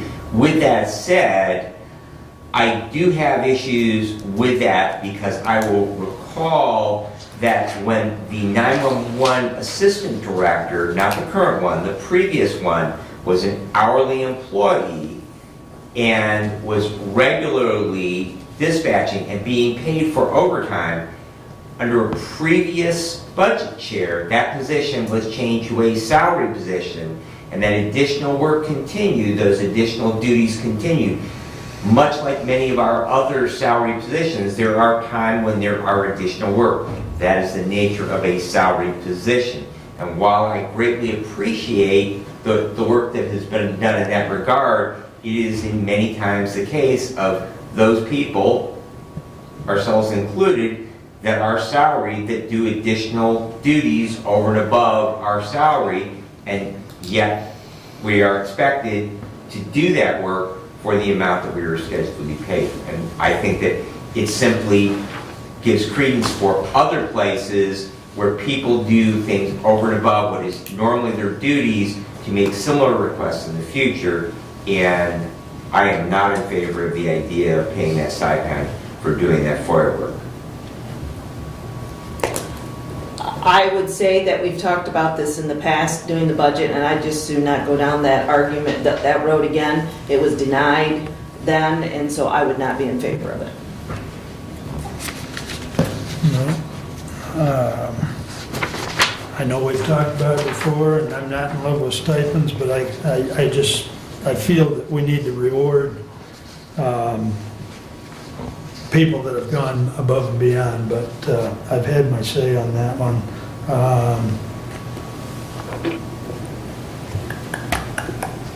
All right, here's one that I hope my counterpart can speak to as well. Equalization. A position in equalization was asked to be changed from a year 6 to, I'm not sure if that's correct, the way that says year 6 to year, is that correct, Darren? Year Okay. 6 to a year 9. Yeah, and the request was for $1,380. This was kicked to, my understanding anyways, it was kicked to personnel and management by budget. We green lighted it as personnel and management. We received basically a page and a half documentation from the equalization director. We replied to him that we were good with it, and then budget turned around and denied it. So why did it come to personnel if budget was just going to turn around and deny it anyways? Well, may I speak on that one? I'd love to hear. Okay, if I were to be here at the county and budget chair next year, I would have changed that procedure. The thought was is we were gonna follow kind of our committee structure, and I would say that I lacked in not putting my assessment on that email for you. And I would say that from the budget committee, our stance is that this particular position, this particular individual has gotten certifications that my understanding is required of that position, and that this position has gotten increase in pay more quickly because certifications were done quickly, and that to me, asking for a year change is not appropriate, because at that point, all department heads can start coming in and asking for year changes because of the effort that their employees put in. So that is why I'm not in favor of this. I would say that there's been other changes to levels that have been denied because, again, those levels go with certain positions in those offices and not just changing things on a whim. Now, I will say there are other times that level changes have happened because when someone was hired, they were hired in at a particular level, and the expectation was they would change to a higher level because they completed a certain certification or they changed the job description. And again, those were done upon hire. So to me, this mimics other changes in levels that we've denied, and that is why, as budget committee, we would deny this one. Please. It was management personnel's understanding that this was not a case of an employee that did a good job, that they actually did acquire additional certifications. Assessing is an evolving, because a lot of it is mandated by the state as far as the level of certification that is required in those positions. Yes, the individual did complete them in a very rapid manner and a very successful manner. However, that they did upgrade their certification, so they have become more valuable because they do have those certifications since they were placed in the position they were at. And so our recommendation was based upon the case that was laid out. This individual has actually increased their value to the county and also our ability to meet the requirements of the Department of Treasury because they now possess those skills and certifications as those required by the state. And again, it is my understanding that those certifications would have been required regardless. That is part of that position. And if I may, Commissioner, I believe the individual in question did not start their employment in the county in that position, but started in either a level 5 or level 6 position within the equalization department. Upon gaining those additional certifications and other positions opening up within that department, changed job description or job titles, and with that change in job titles received the appropriate level increase that comes with the new job title. All we're talking about here is changing their years of service. Okay? And again, I think it's, you open the door to every department head if you say, and I think in one aspect, we've opened the door to department heads by having a contracted, negotiated pay schedule and letting a department head hire above your hire rate as opposed to sticking to that collective bargained agreement of a higher rate, a 6-month rate, a 1-year rate, and so forth. If you want to change the pay rates, then that's something to do in the collective bargaining process, not something to arbitrarily come in and say we're going to change your years of service from 6 to 9, or we're going to hire you in at the 2-year rate because our pay rates are not acceptable at the higher rate. If that's the issue, then that needs to be taken care of in the collective bargaining process, not in arbitrarily changing one employee from 6 years to 9 years. We went through this process at least 3 times or more this year and granted the requests because they No, you followed. didn't. There's at least 3 times that we granted the positions. Not every time. I went back through last night, there was at least 3 that we had in consent agenda because we had gone through the process of it, going through budget, through the personnel committee, and this came to the personnel committee after budget kicked it to us. There was no indication that budget was not approving it. You never asked. There was never any communication whether we approved it. But you or- sent it to us, so Brad and I assumed budget was okay with it because in the other 3 instances, you had sent it over to us after you'd already looked at it. I think when we sent it over to you, we said there was room in the budget and we support it. This went to you with no recommendation from the budget committee. Well, I think Nick followed the procedures that we had asked, and I think this is wrong to deny it.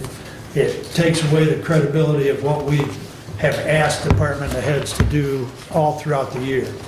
So that's, I would, go ahead, Rick. And I would just like to follow up, Commissioner. I appreciate you being candid about that. We did not understand that as such.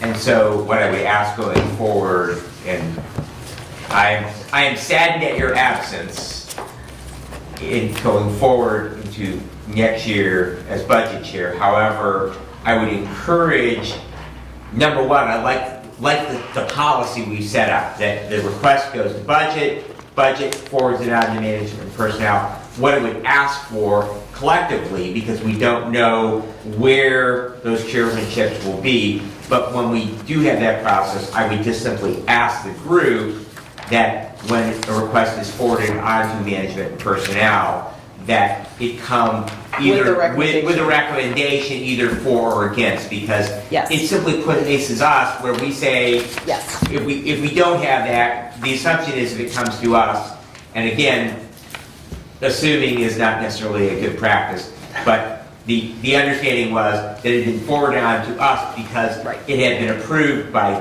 the budget committee and was coming on to us for final recommendation on it. And I understand that, and from what happened on this particular one, going forward, I would handle that very differently, so. Okay. Thank you.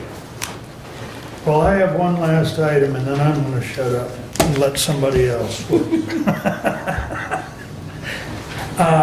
Friend of the court. There was a position, and I know we all received an email from the judge yesterday.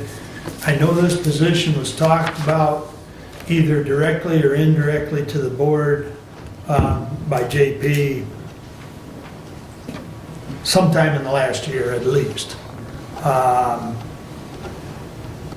The request was for a new employee, to add an employee out there because they are desperate need to get caught up on workload. The problem I have is denying that when 66% of that is reimbursed by the state. That position may only cost us $16,000, especially when right now we're receiving approximately $511,000 in reimbursements, and we're only budgeting, what, $489? So we've got more money coming in from DHHS than we have going, or not DHS, friend of the court, excuse me. But we've got more money coming in for friend of court than we have going out. So why are we denying a position when it, for all intents and purposes, it's fully funded and not out of general fund? I would say the budget committee looked at that one as well. JP did sit down with us while he was still an employee and went over his budget. He did make his recommendation that he would like that additional person. In the process, JP left the county, and the friend of the court has posted that position, and it is the budget committee's stand that position should be filled first and have a full functioning staff out there, and at that point, that this additional position could be reconsidered. Well, that's fine, but if we don't put it in the budget, how are they going to even fill it? I mean... Again, if you have the person out there hired, then they can then assess their department and what their needs are, and I don't understand. And again, it's the budget committee's position that you hire that one first, and then through the process, determine whether the second one's necessary. So, with that said, Kathy, I understand there's two positions for the sheriff's department that have been put into basically a special revenue account. Yep. Correct? That is correct. Why can we not do the same thing for this position based on what you just said? So at least the money is allocated and the position is allocated, and we're not just, because if it's in a special revenue fund, it still takes our ability to release that, should that need. Once again, upon the director being hired and your fully functioning staff out there, there's nothing wrong with coming back, and at that time, as you said, you're only funding potentially $20,000 at that point next year. The budget committee can review that, and/or this Board of Commissioners can review that and put it in the budget. Why do we put these other two in a special revenue fund if we can't do the same thing with this one? I mean, I'm not following your logic, because that need has been addressed. The SRO officer was put in the budget in that way because there are funding mechanisms that have not been determined that need to be ironed out. And so, for the safety of the schools has been presented to the budget committee. The budget committee considered that once that funding mechanisms gets ironed out and how much the county will be on the hook for, if anything, then that position could be put in place, and there was a placeholder in the budget for it if that happened. I would also say that as for the bailiff, which is the other one, that is in the budget. The Budget Committee, in considering that, looked at the whole, what's going to happen at the courthouse, what's going to happen at the annex, security issues, and I would say that the ask for both of them were for full-time positions as of January 1st, and the Budget Committee compromised and put them in essentially as a half-time position, not full-time positions, but as a January or July 1st hire, so a half year funded, because again, things are not in stone as to what is going to happen at the annex. Things are not in stone as to the staffing levels out at the sheriff's office. There's some flux going on. So again, there was a placeholder so that if and when that need for that bailiff position happened, there was a placeholder in the budget. The bailiff would be 100% funded by the county. So again, this friend of the court position, if the decision in 2023, after the director is hired, because to me, you hire your director, you get in place out there your leadership to move forward, and then address the staffing levels. You've even got a comment from the judge that this request is not just based on the director, it's based on stuff from the state court administrator's office, as far as the number of personnel, the workload, and the work that's not getting done. So it's not a matter of getting the director in there and assessing the need. We've already got information from the state court administrator's office that this is needed. Now, I can appreciate you wanting to get the director filled first, but I don't understand why you're not willing to at least put, as you say, a placeholder in a special revenue fund to allow this position to be filled somewhere in the 23 budget. Because if you don't put the placeholder, that position will never be authorized. It's just that simple. I mean, I understand, and I understand your arguments, I understand your position. That's the Budget Committee's position. If you want to vote on it at the commissioner level, you are more than welcome to do that. And I would ask the commissioner, where do you fund it from? I would put in there that the Budget Committee would figure that out. exactly. You'll figure it out, but the point of the matter is in reality, we've already got the money because it's 66% funded and you've already got, what'd they say? Almost $40,000 more, $30,000 more in revenue. I don't know if I agree with that. No. I would have to look at the Front of numbers the court more. budget is on, forgive me, Page 33. 289, front of the court, general fund, estimated revenues, proposed budget's $145,500. Yep, Expenditures, $489,031. yep. Deficiency, $343,531. But if you go back to, or you go to the, where is it? The next page, and you look at the cooperative reimbursement,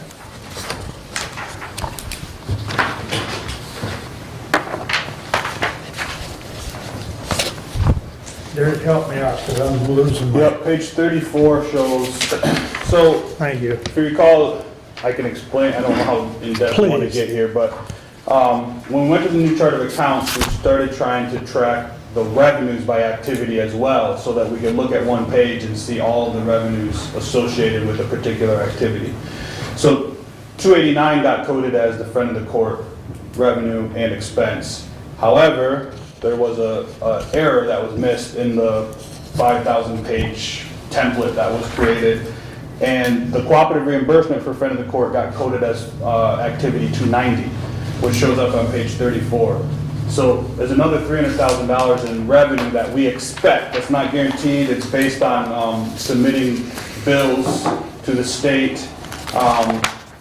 for reimbursement. So that would put you at 445 from those line items. And again, your expense is 489.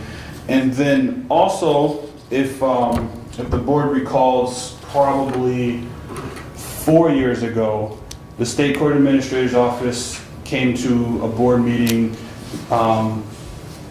urging implementation of a new structure at the front of the court that required, basically it required JP's position. It's how his position became full-time. It also required a reporting structure that created chief officers and people that work below them within the front of the court. When all that happened, our board kind of pushed back, and in that, the state court administrator's office and the circuit court judge at the time agreed to allocate from the front of the court special revenue fund. At that time, I believe it was another $56,000 to our general fund. It'll take me a second to find that, but that would be in your general activity on either page 1 or 2. Over time, because those positions got pay increases, we've increased that allocation. It's now $66,000. So what Commissioner Wiley is referring to is that 289 activity, that 290 activity, and the $66,000 coming from the front of the court fund. When you add all of those up, we're actually exceeding the expenditures at front of the court as of today. Normally it comes out pretty even. Right.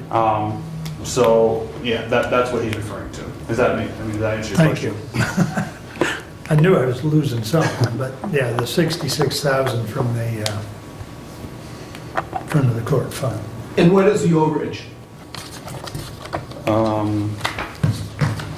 Well, right now the overage would be roughly 22,000, wouldn't it, Derek? Yes. More or less. Yes, 511 versus 489, somewhere in there. 489 in expenses, 511 coming into the general fund in revenue. Right. Sure. Please. The only thing that I will add to the argument that's been presented by Commissioner Wiley is that the workload is there, the backlog of cases is there, and that we continue to operate where it is somewhat difficult to find qualified employees, and so therefore by funding the position, moving ahead with getting that caseworker hired, that it really is independent of filling that director position.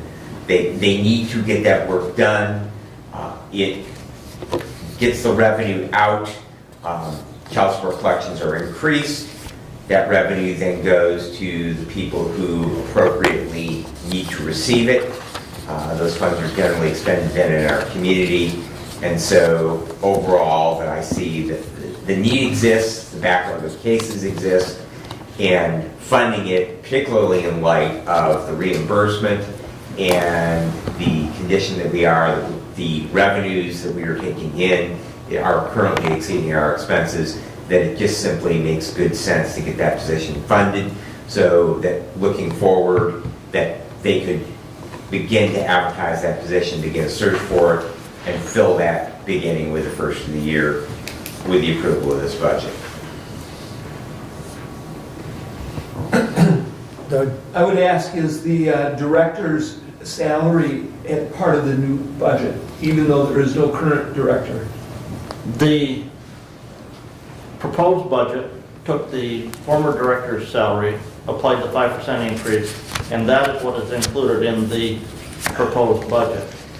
That is not as high as the salary range figure that was posted on the county website for that position.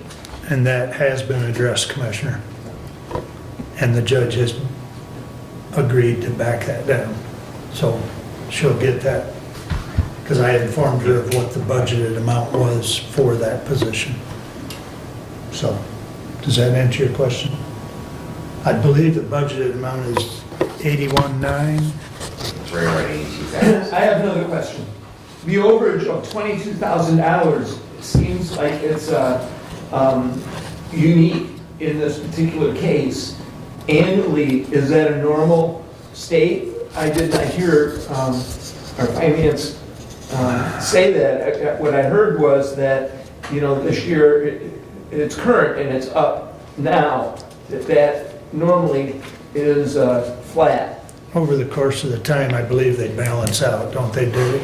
Generally speaking, so that figure on page 34, that 300,000, it's determined by the amount of expenses that are submitted for reimbursement. Of what gets submitted, 66% gets reimbursed.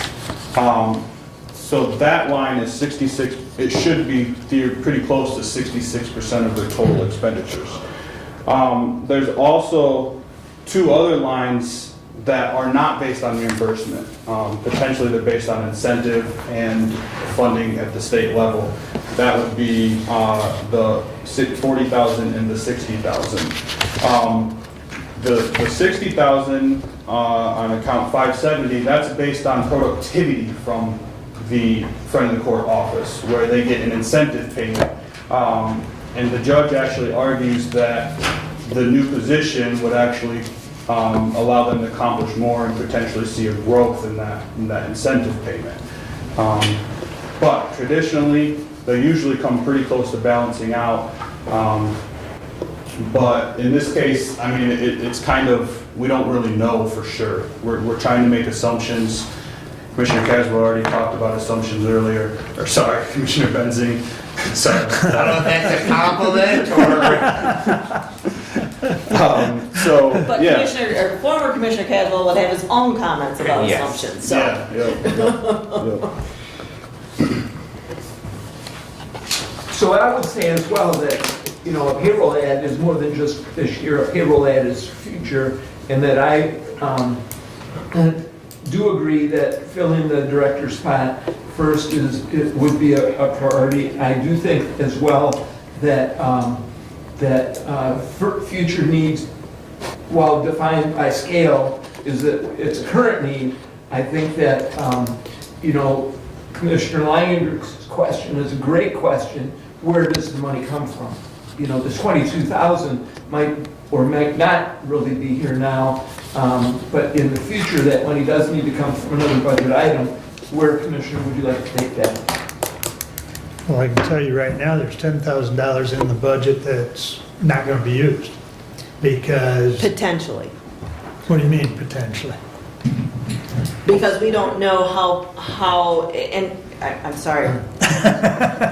Sorry for interrupting. No, go ahead. I believe you're referring to the HSA employer contribution. There's an estimate in there as to what we think it's going to run. What it will run is depending on how employees sign up. And what we have seen from 20, I'm not sure if it's from 2021 to 2022, more people have signed up into the HSA insurance alternative, which creates a higher number in that line. So potentially there is upside to there. We don't know for sure. And to that aspect, Commissioner, there are many things in this budget that are estimated, unfortunately are assumed, based on current expenditure, may not come to fruition. I would say one of those items is $40,000 for parking lot repair out at the DHS building. Now, we have some differences of opinion between myself and even the facilities director as to whose responsibility it is to pay for that. Because I read the contract and I say MDHS has a responsibility to reimburse us for that, and I believe Randy says, I'm not sure they do. So that's one of them situations where we'll submit it and we may or may not get something back. Been there, done that, right? So. Cooling tower? Did you get a blue cooling tower out there? Derek? So it sounds like there's still a lot of discussion around that particular item. What I think I would recommend is that we still approve the tentative budget as it's presented, and have time to work on being able to, you know, say exactly what we would move around to fund those, and then allow you to submit a proposal to vote on if you think you're at a place where the board wants to vote on it. I guess what I'm saying is either way, I'd like to see the tentative budget approved today, and then any amendments that we want to do to it, given after the budget hearing. I think that's how we've kind of operated it in the past. I'm very open to doing things differently, but just as far as organization and trying to, put a cap on the conversation, to me that would make sense to be the process.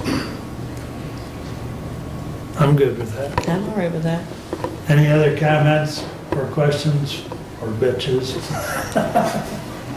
Well, Mr. Chair. Go ahead. Thank you. I would just like to bring out, because it is something that I, have argued for. I do see that we are funding a full-time employee in the finance department.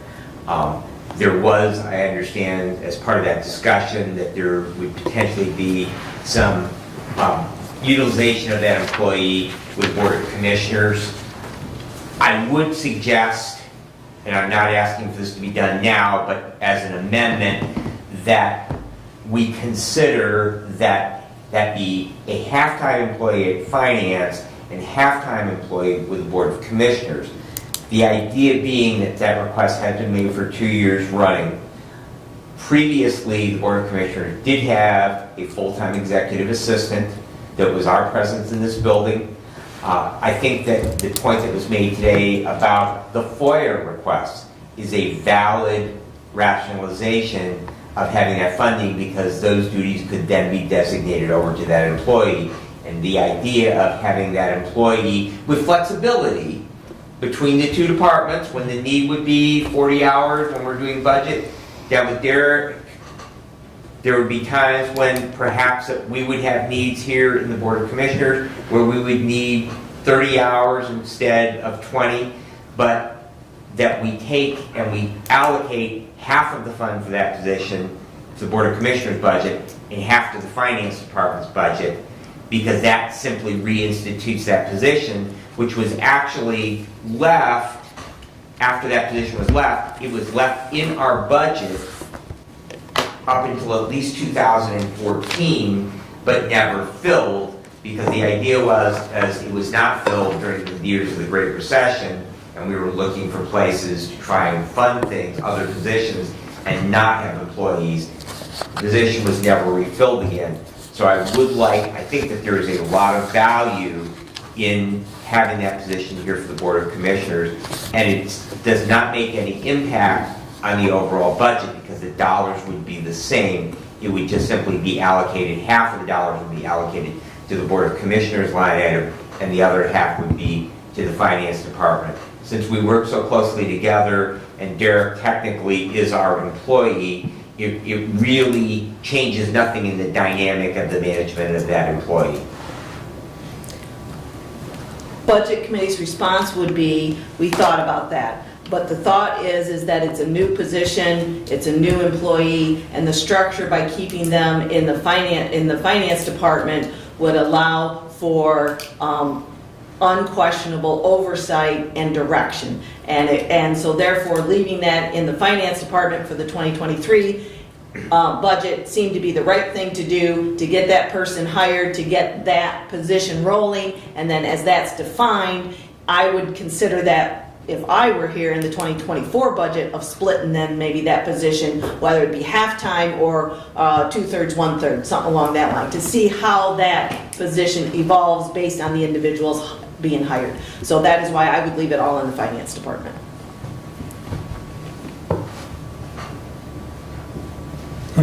Any other questions? I've got one last question for you because I couldn't find it. CPL money. Was there any of that money? That is in the special revenue funds. It's in- Right, but was there any of that money moved into? As part of wages, Yep. there is an allocation from all wages in the clerk's office that is allocated to the CPL fund. I don't know the direct number. So, About 3%. It's Okay, because I couldn't find it, is why I'm asking. You won't see it as an allocation out. It's not Okay. revenue, it's not revenue into the general For fund. that. We just pay a portion of every employee's wage Out of, comes the out of the CPL fund. okay, Yep. okay. And that is being done. Well, because, correct me if I'm wrong, Derek, didn't we have a transfer at one point when? We've done one transfer Right. over the years. Okay, that's what I thought, that's, We Right. proposed several. Right. But we've only gotten one done. Right. And then last year was the first year where we went, instead of doing a transfer from the CPO, we just allocate 3% of their wages to the CPO fund. Okay. Which represents the amount of time that they, in the clerk's Spend. office, spend on CPL issues. Correct. And that percentage stayed the same this year. We did not Okay. change that percentage. And it is my belief that that CPL fund is at the sole discretion of the clerk, so it would be with their consent that any transfer occurs, because statutorily, they have full control over that allocation. We have the ability to budget it, but they have to agree that that is where it is going to be spent at. And just to piggyback on that, that is the case that took place. In addition to that, there are statute limitations on what those funds can be spent on. And very clearly, wages to process CPLs is listed in the statute. So that was one of the reasons that we came to that conclusion. Okay. Anything else? Let's do a roll call, please. On the tentative approval of the general fund budget. Commissioner Leininger. Yes. Commissioner Ingalls. Yes. Commissioner Schmidt. Yes. Commissioner Wiley. Yes. Commissioner Benzie. Yes. Please continue, Kathy. Okay, resolution 22-134. To the Honorable Board of Commissioners, we recommend tentative approval of the 2023 budgets for the Special Revenue Fund, the debt retirement funds, construction funds, and enterprise funds for the County of Hillsdale. Respectfully submitted, Kathleen Schmidt, Chair of the Budget Committee. Support. Any questions on the 50-page document that makes up the special revenue funds, retirement, capital improvement, etc.? Brad?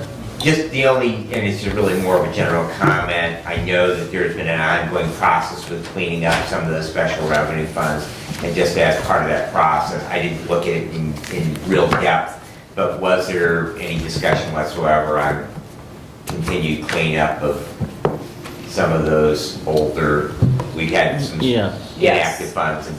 Yes. Okay.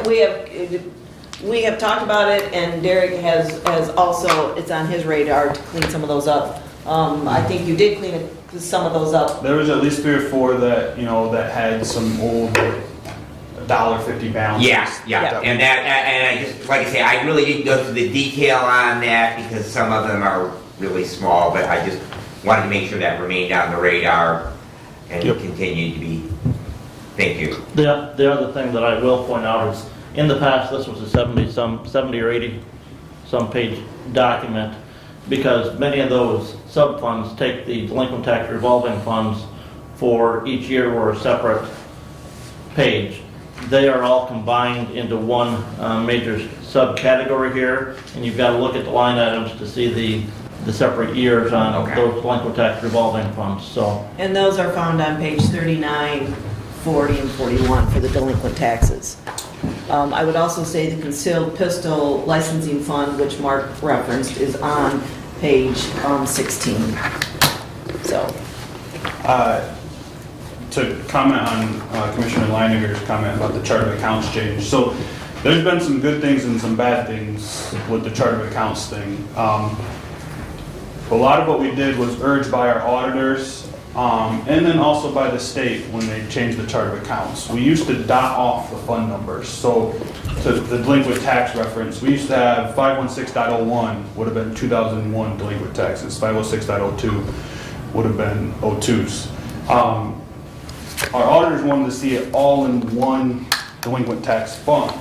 So we said, okay, we can do that, but how then can we account for it by year? So your next set of numbers there, that's called the activity number or the department number.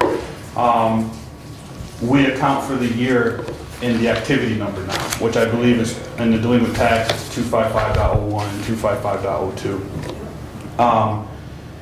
I think your earliest here is 05 there. Yeah, I think we've closed out the 02 through 04 years, so now we're down to 05. And again, that's one of those things where we've been working on cleaning up old stale balances. The reason that that hasn't worked flawlessly is because some of the limitations with the system to handle the transaction in the cash accounts. So we've had to do a lot of journal entries to keep everything sorted out by year, but we are working through it and making progress, and I think we get better at it every day. That said, I've been making a list of things I would like to see changed to the chart of accounts at some point. That friend of the court example where the 290, I would like that to see it be a 289 account, at revenue account at 300,000, so it shows on the same page. BSNA has informed us that they're willing to do it again to address little changes like that, but for a fee. So I've been making, like I say, a list, and I wouldn't want to do it until I was confident that list was complete. But there may be a point where I come and propose that we tweak some of the things that were missed when we undertook this chart of accounts. At the time, I think they said it was like $3,500 fee to do it. I don't know what it'll be by the time that I have all the data to ask. Just I wanted to put that out there to you guys. Comments or questions? Go ahead and run a roll call, please, Jody. Commissioner Ingalls? Yes. Commissioner Schmidt? Yes. Commissioner Wiley? Yes. Commissioner Benzine? Yes. Commissioner Leininger? Yes. All right, tentative approval on special funds, debt retirement, capital project funds, and enterprise funds is approved. Please continue. So I have resolution 22-135. Are we addressing this now? That's to set the tentative public hearing for the budget. We can. Okay. So this is going to be a little bit of discussion. I would request a 5-minute break. Or go ahead without me. Okay. I guess, Chairman. What's the consensus of the board? I could use a 2-minute recess. Okay. All right. I've got 11:17, we'll take about 4 minutes. 11:21, be back in your chairs, please.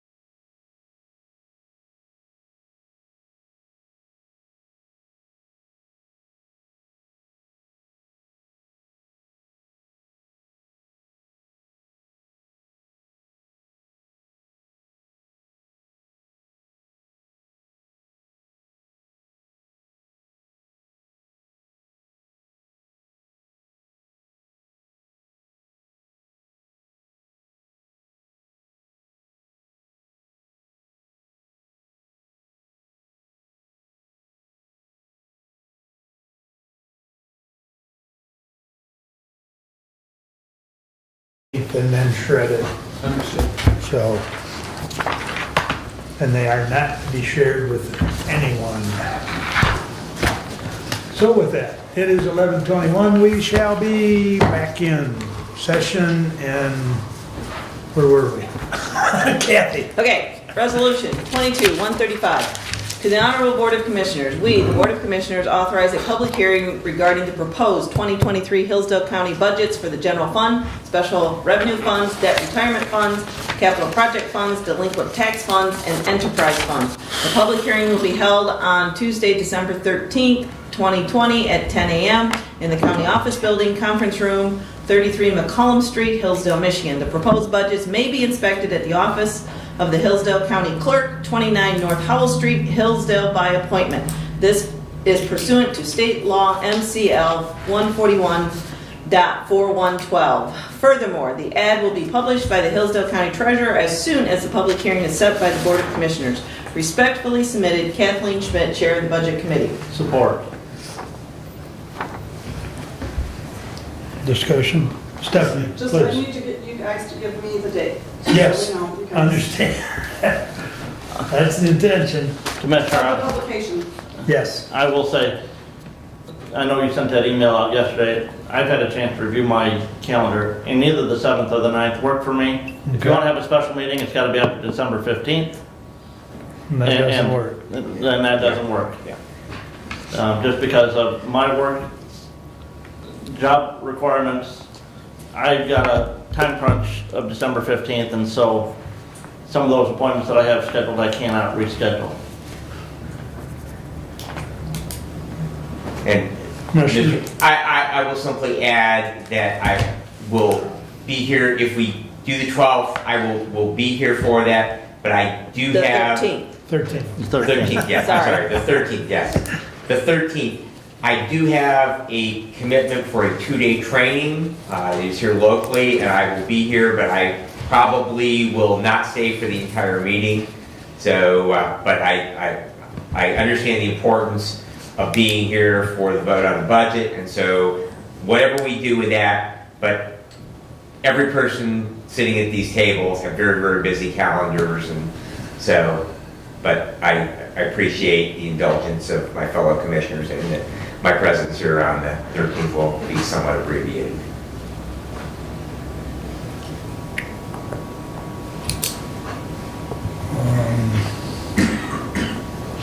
Bear with me a minute, I just wanted to bring the 13th up here. And that is a Tuesday. Yeah, well, Marnie always gets me all these agendas. So the 13th, we've got Mary Beth Leonard coming for her quarterly report as far as standing order. The first thing we've got at 9:05 more or less is there'll be a Zoom closed session with the attorney on the issue that Stephanie has addressed.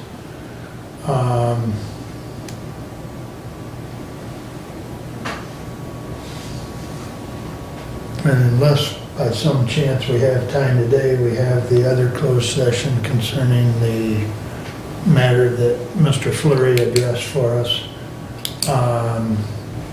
So if we don't get that done today, it'll have to happen on the 13th. That was the other item that I mentioned, if we went to a special meeting. So it's all doable. I won't disagree with Brent. It's all doable. It's just that I was trying to work with Brad, number one. Number two, I was trying to avoid bringing a lunch because the 13th may get lengthy. So some of it depends. Although, Stephanie, I think you said 10 or 15 minutes. Oh, Yeah. perfect. So that's, that'll help us some there as well. Because that was I my do have concern a about the 10 question that I'd a.m., like whether to that was going to be adequate, but it will be if it's only about 15 minutes for the other. Okay, Right. okay. So and Mary Beth shouldn't take more than 15 minutes, so we're, between those two items, we're a half hour, so, yeah, 10 o'clock should be doable. Okay. So if everybody's, Brad has full disclosure that he we'll probably not be here for the full marathon session. But, you know, we've all got commitments. And it could be a marathon because we have no idea how many Exactly. public will show up to Correct. discuss that budget. Correct. Well, and Yeah. that public hearing could be over just as fast as it starts, because that has happened as well, so. But So anyways, any further discussion on 135? All in favor signify by saying aye. Aye. Opposed, same sign. All right, public hearing is set for Tuesday, December 13th, 2022 at 10 a.m. You good, Steph? Yes, but I mean the date you want it published. Well, it has to be published at least 6 days prior, and we've got the, You have your calendar up. what days is the newspaper I believe publishing? they don't publish on Monday. Right. Every other day they do. if, Sunday and Monday they don't publish, Is that which, Sunday? yeah.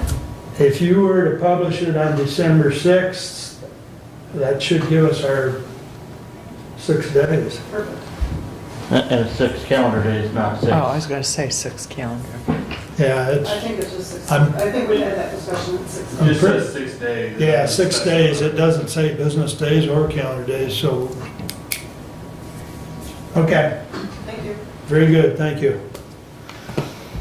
What else you got? Kathy? Okay, I attended my township and city meetings as I could. I did miss some because I was at a 2-day tax conference in Frankenmuth, and I would say it was a lovely time. Bronner's always presents a very lovely store, so I thought I'd share that, a little lightness for today, kind of get ready for the holiday It's season. not over yet. You can't- I totally agree, but the exception is when it's snowing, and it was snowing when I was there, so. And it is Christmas 364 days out of the year at Brothers.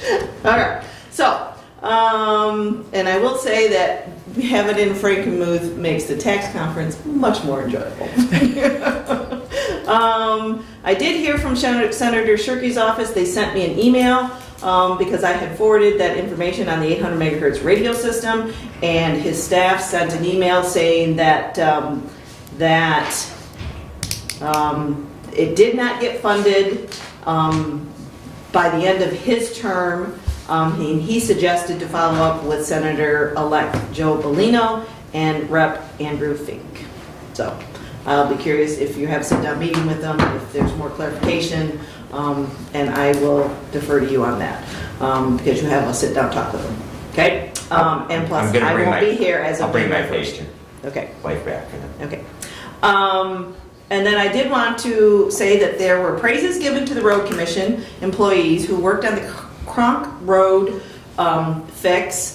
That the individual, Mr. Bowman from the city of Jonesville, he's on city council over there, said that they were very nice employees and that they did a lovely job, and it was a pleasure to work with them. Evidently, he must have had much contact with them. I didn't get into why, but he sang the praises of the road commission employees who worked on that Cronk Road fix-up. So, other than that, I'm good.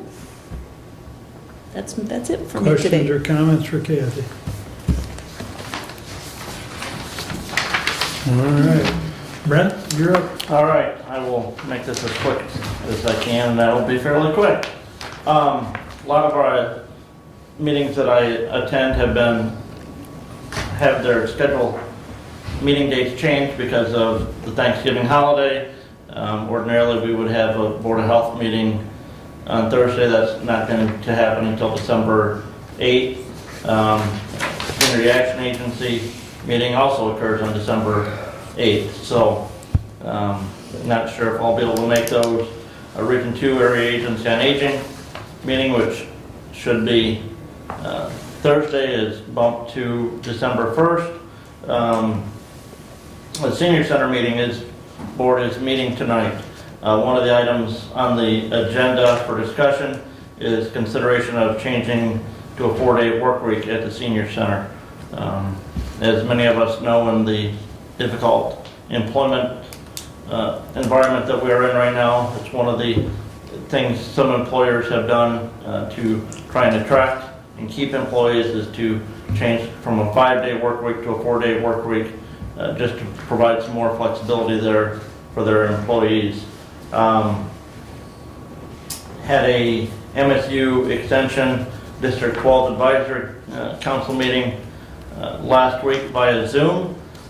In that, Mary Bowling from Monroe County has been the interim District 12 Director.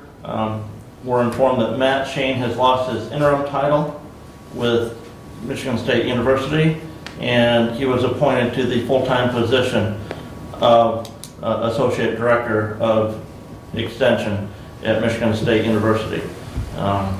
So that District 12 Director position that Mary has been filling on an interim basis will be posted to be filled by the university.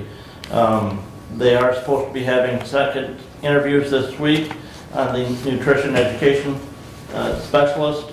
And that position is split between Jackson and Hillsdale counties, and not sure yet when they get that position filled as to where that individual will be housed at, whether it'll be here in Hillsdale as Jeannie Nichols was, or if it'll be in Jackson, allowing some flexibility there to the new employee as to, what's maybe a closer location for them and not having to drive such a long distance all the time. As Commissioner Schmidt said, I've attended some of my meetings, was unable to make all of them because of some other conflicts. I will tell you the Village of Waldron has recently saw pretty much an entire new village council take office. They have some financial issues that they're working through in the village where the prior clerk had not gotten audits completed for the last 2 fiscal years. And they've seen some financial ramifications of that where the state of Michigan has been withholding or surrendering some revenue sharing or Act 51 money. Wasn't a large figure as of the meeting, but they have a new clerk appointed and they're diligently working to get items completed so that the auditor can get that done and get that submitted to the state. But just a reminder as to how important it is to have adequate staff, proper staff, so that they can do. The biggest issue is reconciliation of bank accounts and getting that done so that the audit can be done. And that is all that I have. Any questions for Brad? Go ahead. I was just wondering, as part of that 4-day work week, does that mean 4 days a week delivery for Meals on Wheels? That I do not know, Commissioner. That you please pose that question, because obviously that they do have their quote-unquote emergency meals and deliveries for weekends, things like that, but hunger never sleeps, and so consequently, number one, it just adds one more day where there is no contact with many of our senior residents of the county, and many times those Meals on Wheels volunteers, that they are the sole interaction that that individual has with the outside world. So I would be interested in knowing the answer to that question. And again, like I said, it's listed as an item for discussion.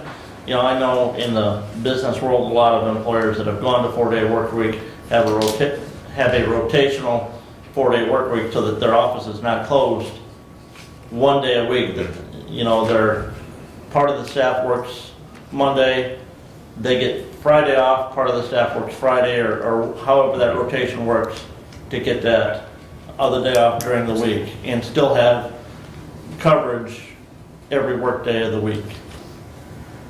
Go ahead, Kat. You may have said this, but I was probably writing or doing something else, so you can clarify for me. Is that 4 10-hour days they're going to work or 4 8-hour days? Again, I don't. Well, again, I would hope that we're going with 4 10-hour days, not 4 8-hour days, unless they all become part-time employees. Right. However, part of that concern is although they're talking about instituting health insurance out there, right now they don't have it, so that again wouldn't be a problem because there is no health insurance, but once there's health insurance, 32-hour employees are considered full-time and would have to then pay for health insurance. So I hope those things are all being considered and discussed when the decision's made.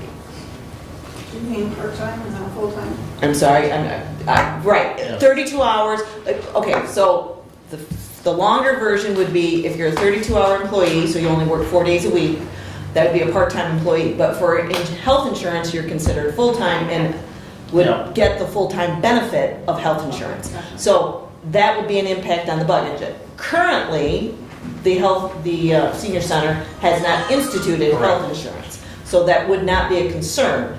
But but my understanding is their plan was to talk about instituting They it. have looked at So, reoffering health insurance Correct. to employees. so I hope that's all part of the conversation and the impact on the budget it takes. And, I mean, let us know on that, as well as that newer part of the facility was for respite care, and how are they gonna function that? I mean, You know, like I said, yeah, it's listed as an item for discussion, and that's all I have on it right now. understand, Well, but we're you giving you our open the concerns to take discussion. forward, and we expect an answer back. Our contribution has not lessened. All right, very good. Anything else for Brent? All right, I'll take up the action item first. 132, thank you. Done had it pulled. Honorable Board of Commissioners, we recommend approval of settlement agreement between Hillsdale County Board of Commissioners, the employer, and the Governmental Employers Labor Council, GELC, non-supervisory unit, agreed to on October 18th, 2022, and ratified by the union on October 21, 2022. Further, we authorize chair and vice chair to sign the agreement on behalf of the county of Hillsdale. Respectfully submitted, Mark Wiley, Chair. Support. Your questions, I will please. tell you I have concerns. I will also tell you I have never voted for a contract that has certain language in it. In my time as a school board member at Walden Area Schools, and I'll tell you without the change of this language today, I can't support it. And everything else may be good, but because it includes language on it in the contract as to what insurance plan we're going to offer, I'll never support a contract, because we cannot control what health insurance plans will be offered to us. And when you go ahead and define a health insurance plan in a collective bargaining agreement, I think that's setting yourself up for a issue in the future, because we can't control that. But as you mentioned to me, you forgot to tell Brad and I that before we went into negotiations. I did. So, The other I thing- just want to make that point real clear, because we certainly could have talked about it had you brought it up before we went to the table. The other thing, and earlier this year, there was a motion passed by this board to allow the employees to have Juneteenth off because the state court administrator's office had ordered it. We heard earlier that the state court administrator's office has said that we gotta have this other person at front of the court. You know, we are a sovereign government of the state of Michigan, and I don't take orders from the state. I take orders from my electorate. And we're granting Juneteenth in this contract as a holiday, and we're also making even numbered years a holiday for the employees, and that's in 16-1. Now, we had talked about a potential 5% pay raise in this, and I believe that that's where it came to. But when you add additional holidays, each additional holiday is approximately a 0.5% pay raise.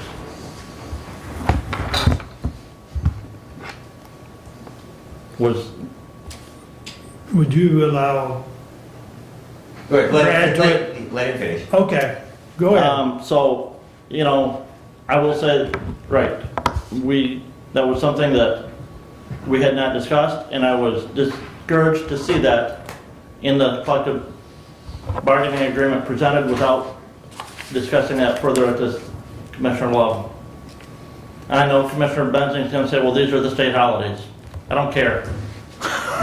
I don't care. The state, the majority of our revenue comes from local taxpayer dollars.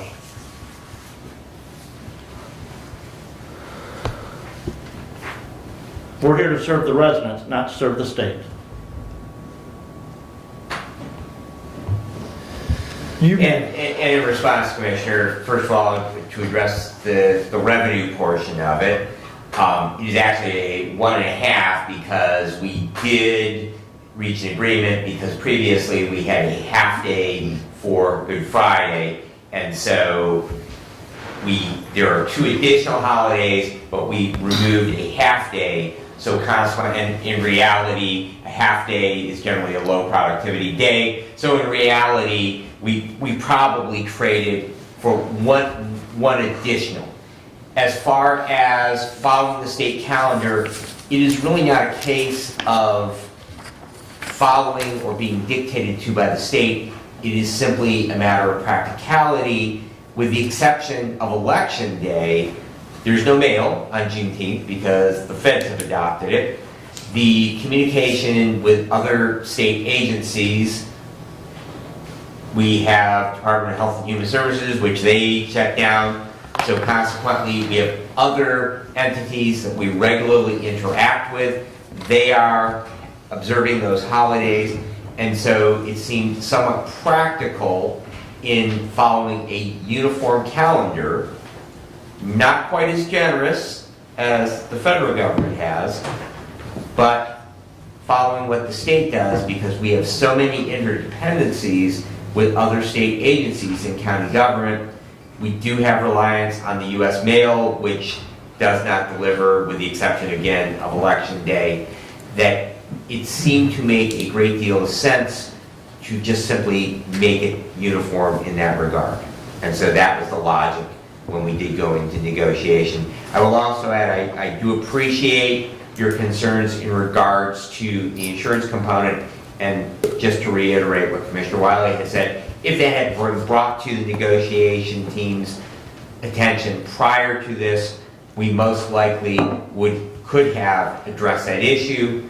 However, at this point, we do have this agreement. We have signatures by the parties of the union, and so therefore to go back, I understand your vote, and I would just simply, again, on a previous point, give us that information in advance, and then hopefully we can have a different outcome. right, right. And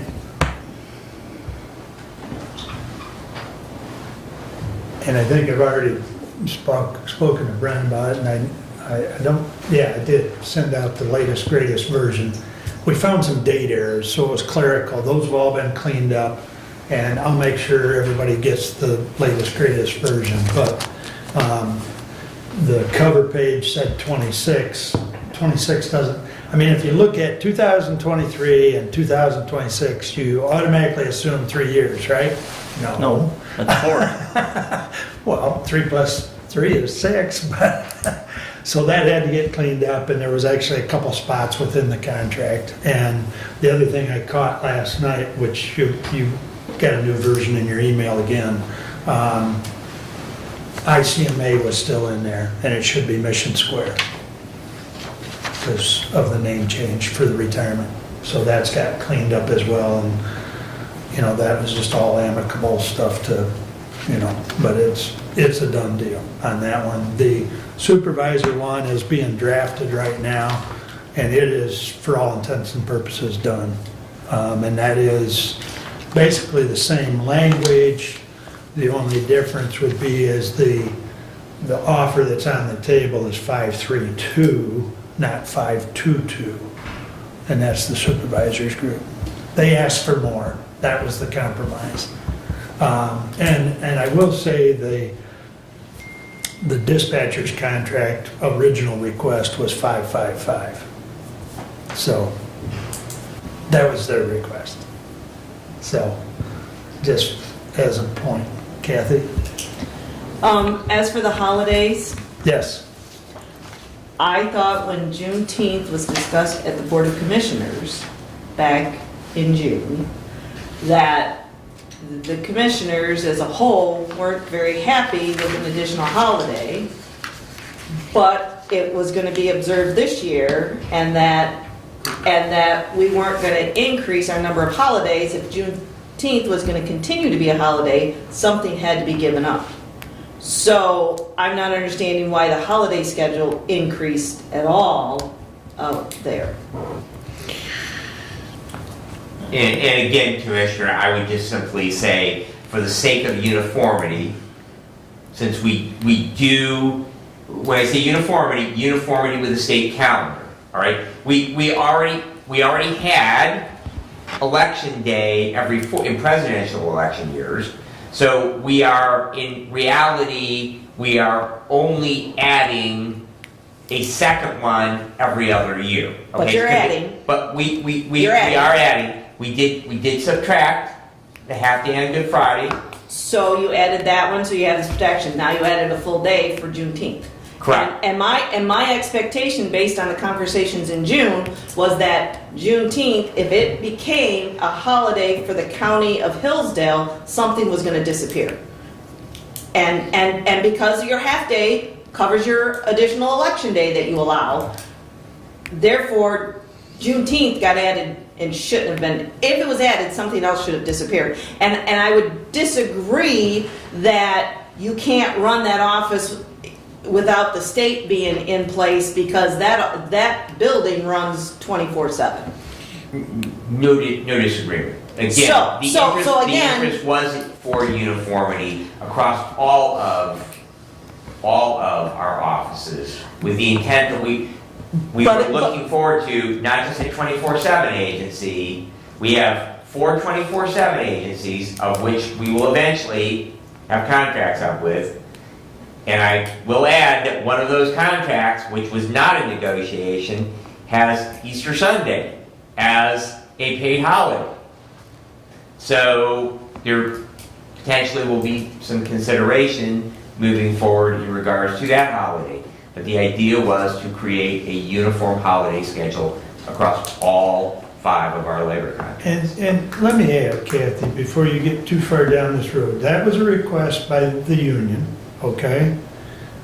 And part of the discussion did go around the uniformity with the state, but also there was some compromise, because there were some other sections that they wanted changed, we didn't want changed. They also, as I indicated, they wanted more of an economic package than what we were willing to give. So you can't focus on one item. It becomes a whole discussion. Are you willing to fight and die on the hill of Juneteenth and lose on the economic issue? You know, so you give up Juneteenth and win on the economic side. I mean, that's what negotiation's all about. And so at the end of the day, I think we came back to you with a pretty good contract. That's just... I'm disappointed about the holidays, because you don't get holidays back. And I No think disagreement. I think having Christmas Eve Day, New Year's Day, Christmas Day, having those 4 is pretty generous to begin with. So for the state to dictate Juneteenth, again, my understanding in June was that this wasn't going to expand our paid holidays. So, Well, we may very well not have a choice, depending on what the new legislative body does. Because if they take it up and enact it, I'm not saying Juneteenth couldn't have been there. I'm saying something else could have disappeared. Maybe you don't get New Year's Eve Day and Christmas. Maybe you don't get Christmas Eve Day and Christmas Day. Maybe you don't get New Year's Eve Day and New Year's. those have been long-standing. Out in the public sector, I've been paid in the public sector, and I don't get them in the public sector. Well, I take a And I- vacation day to get those. and Excuse me, to get 4. I take a vacation day to get 4 of them. I get 2, I don't get 4. you know, on the farm, I've never got paid for Christmas. Well, that's the other thing, and I'm probably paying bills and probably doing county commissioner reads on those days, so. But the other, you know, I want you to understand that some of these things aren't worth dying on. I because understand that. there were some managerial issues, and Right. Brad and I aren't going to get into the details, but some of the managerial issues that they wanted to literally take control of, we weren't willing to give. Because then why do we even have a 911 director? Right. You know? So, you know, that's all part of the negotiation Yep. process. Yep. So, And I understand there's a lot of negotiation to it. It's just, this is very visible. So, anyway, that's my 2 cents. Doug? What is the process if we do not approve this? And Good question, because I've never had that arise. But I do know that it's already been ratified by the union, it's already been ratified by the 911 board. Our ratification is somewhat honorary. I mean, it's needed, but if we don't ratify it, I've never crossed that bridge, sir. So, I would be greatly disappointed because of the time that we've put into this endeavor. And I do think it's a very good contract, and the union rep, Scott Blackwell, was happy, the dispatchers were happy with the way it ended up. So yes, I would be very disappointed if this body did not approve it, but that's entirely the prerogative of this body. Brad? And I will add that one of the big benefits is that we do have 12-hour shifts now, which is actually something that the union had asked for and had become a significant stumbling block, and we were at a significant disadvantage in staffing that dispatch center 24/7, 365 because of personnel issues. So we've eliminated part-timers out there. We've gone to all full-time employees. We've gotten to 12-hour shifts.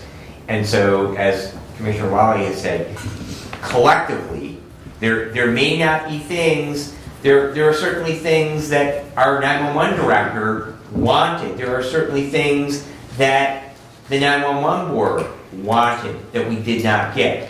But collectively, I think that we got a good workable contract. There was compromise on both sides. But however, economically, I think we came out well, and I think that we've got a pretty good contract. Any other questions or comments? do we have a summary anywhere of what was changed from the previous contract, other than the holidays?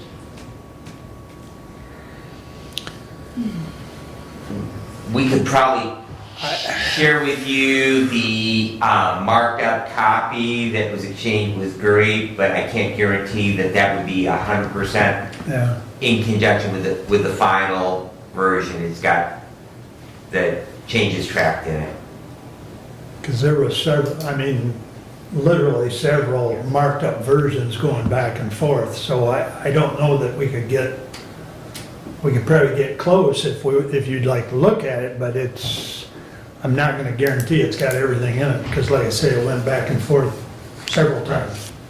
Well, we just talked about several items. One was the 12-hour day. I mean, you laid out several items that were the give and take. Yep. You know, so I think that might be an accurate summary. Well, I think you're right, Doug. I mean, between Brad and I think we've given you the highlights. Yeah. I mean, there was extensive amount of time done on section 16, I believe. 16 is vacate, it's holidays.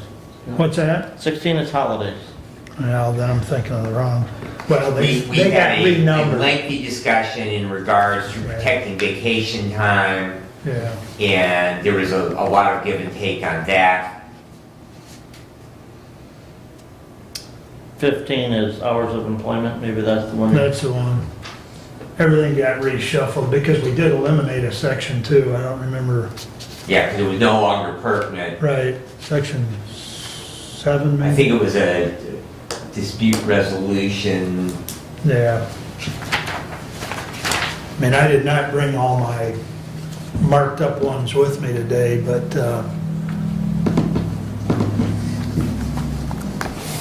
And then on the supervisor side, I guess just, the reason that one's lagging behind for the lack of,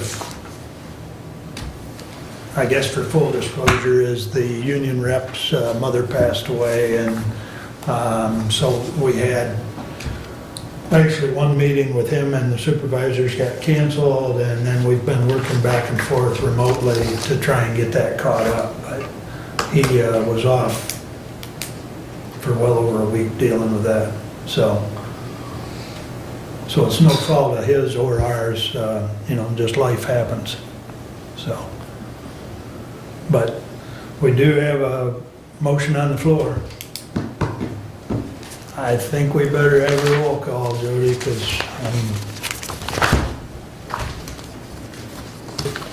Commissioner Smith?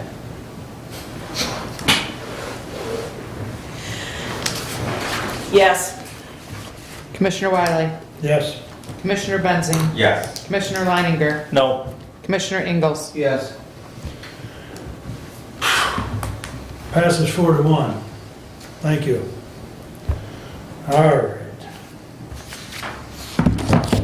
Good discussion. Oxygen in the corner.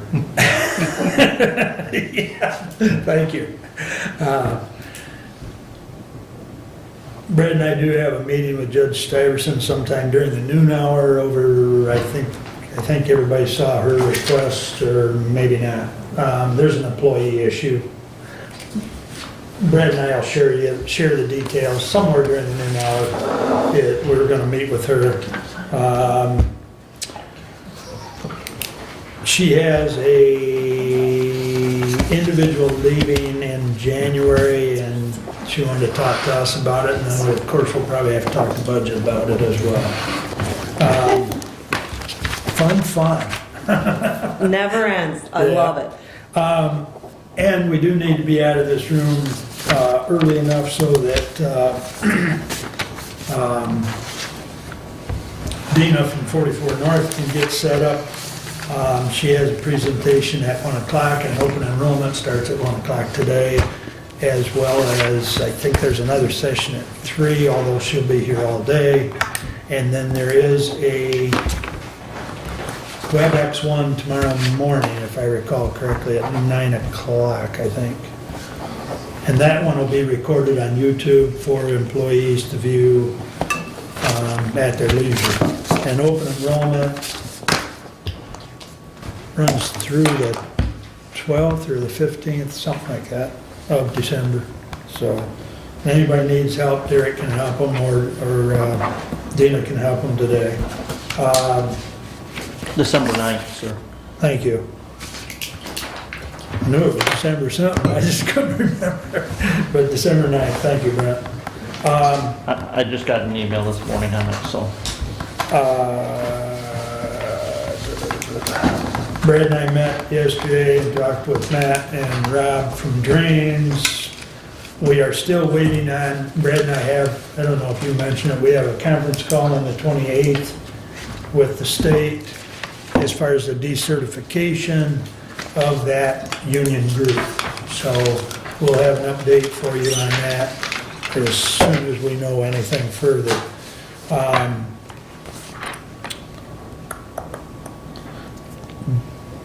DHHS, if anyone would like me, or if the board would like me to send out those, I get a report every month when we have our meetings, which we have one tomorrow afternoon, as far as the number of kids in foster care and that whole report of adult protective services. I mean, it's quite a lengthy report. If the board would like me to send that out, I'll be happy to forward that every month.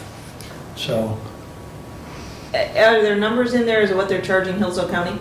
Yes. Because that's what I'm looking for. Yes, the Okay. numbers are in there. All right. I'll be happy to send that out. So I'll just plan on starting sending that to the board, forwarding it to you.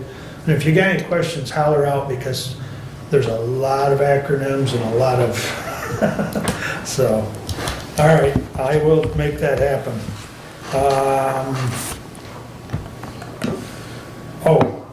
Everybody talking about going to the village meetings and stuff. Montgomery Village, they have joined the world of recreational marijuana.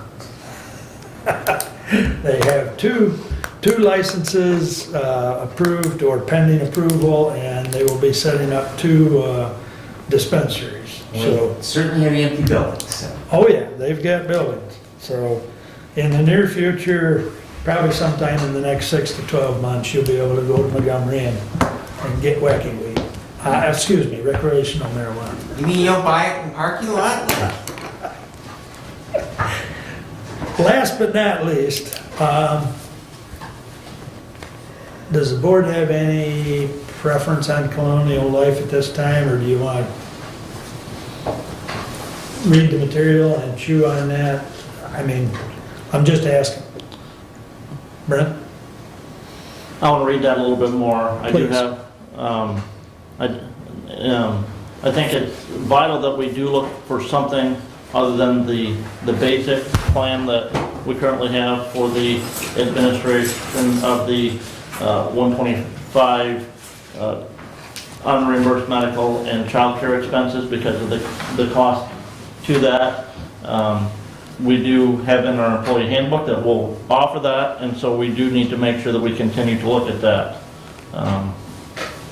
But yeah, I want to. Okay, let's, thanks, Shannon. Thanks, Shannon.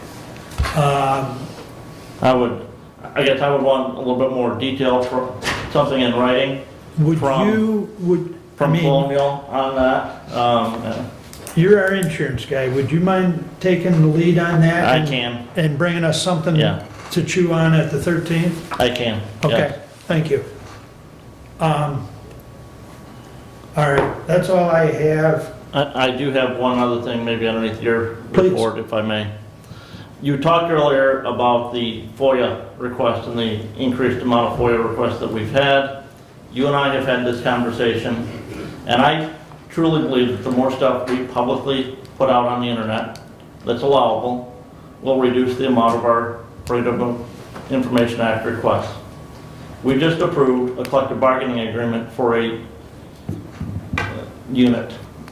I truly believe every one of those CBAs that this county has should be publicly available on our website. Every school in this county is required by statute to publish on their school website their collective bargaining agreement. I think this county, we are not statutorily required to, but I think it's good governance to provide that information to the public without them having to submit a FOIA request and taking staff time in the clerk's office to find that file and forward it to them. Therefore, I move that every collective bargain agreement of the county be posted by the IT department on the county website. Support. Discussion? Costs nothing but electrons. My question would be should this be decided today, or is this something we should mull over and actually act on at the next meeting?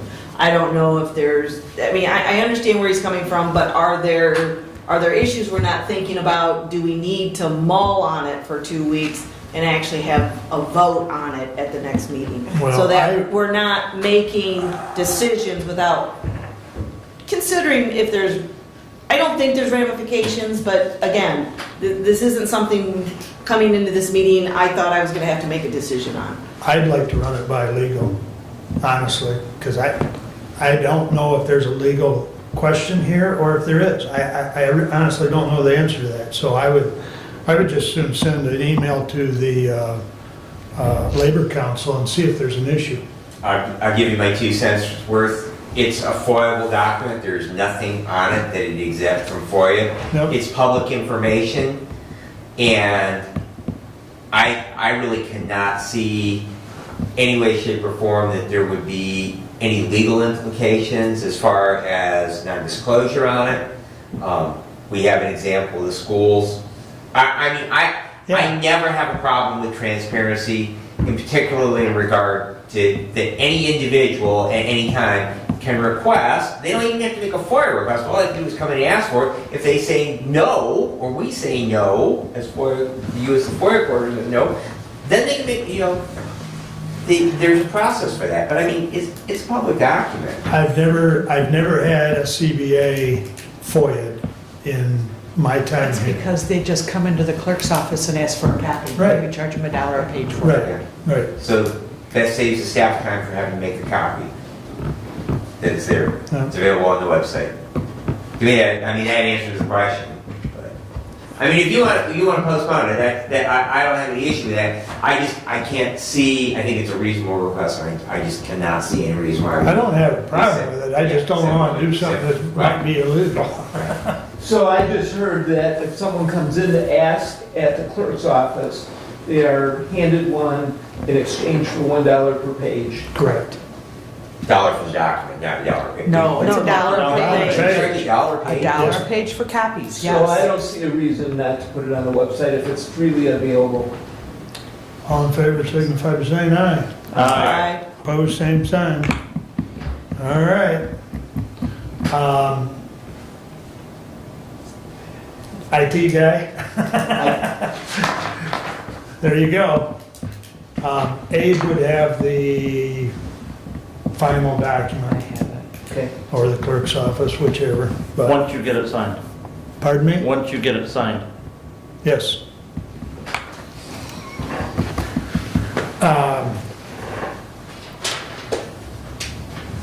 Public comment.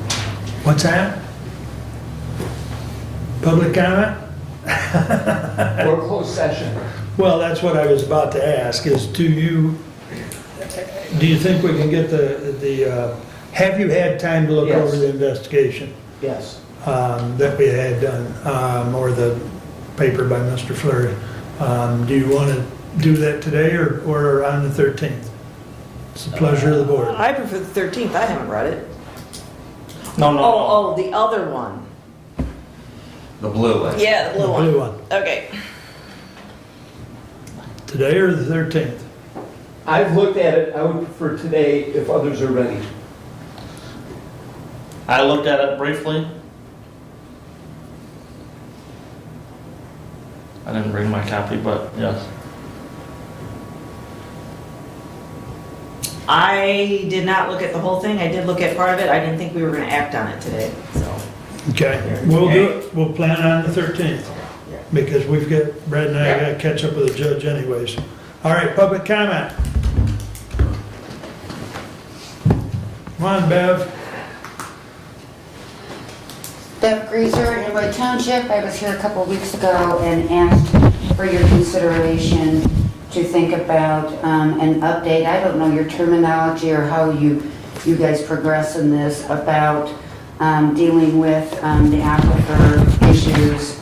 At that time, I asked if you would update or do a resolution, whatever the terminology is, to respectfully request that any proposal to drill, pump, or sell water, including a request from Aqua Bounty, from the aquifer be denied or delayed until a hydrological study can be completed on the aquifer to determine the area encompassed by the aquifer, the amount of water contained in the aquifer, and the estimate lifetime of the aquifer. And I know that there's ongoing things with OMI that is doing some of this, but what they're asking is that we have some sort of response from the commissioners that would help us in the process of showing Hillsdale County residents that we are still concerned about this aquifer issue.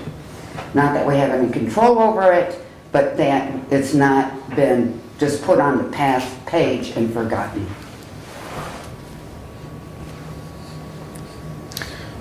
We hear you, Bev. Okay. We just don't interact during public comment. All right, thank you. Thank you, Bev. Anyone else? Penny? Penny Swan, City of Hillsdale. Talking about FOIAs and transparency, something I'd like to see back happening again is the court's YouTube. If anybody wants to find out what happens in court, you gotta do a FOIA. We have to pay for it. for transparency, it was out there before during the pandemic. It would be nice to just see the courts on YouTube again. Thank you, and have a good Thanksgiving, everybody. Thank you, Penny. Anyone else? Laura? Just briefly, responding to the last comments, our court proceedings are open to the public in person. So I just want to clarify that, and I guess we'll leave further discussion for another time. All right, thanks, Laura. Bob? Thank you. Thank you for going. Yeah, I hope you all will have a good Thanksgiving. First, I'm gonna say happy Thanksgiving to my grandchildren. I have 12. I'm working on number 13, and we'll see what happens. From there, my issues. One was with yours about the budget. You're talking about the 410, or as you're saying, 4 days a week down there. Does that not implicate the idea that we're going to end up having more employees down the line? And if so, we've already gotten this millage, and I'm foreseeing that what you're saying is that down the road, we are definitely going to be talking about more money. Everybody's taxes are going to go up, and she's going to be receiving, or that will be receiving, more money. I don't see it suitable to change and act on having more people working at the senior center. Many of these people within the county can't even come down to it. You only got a small amount of people that even attend down there.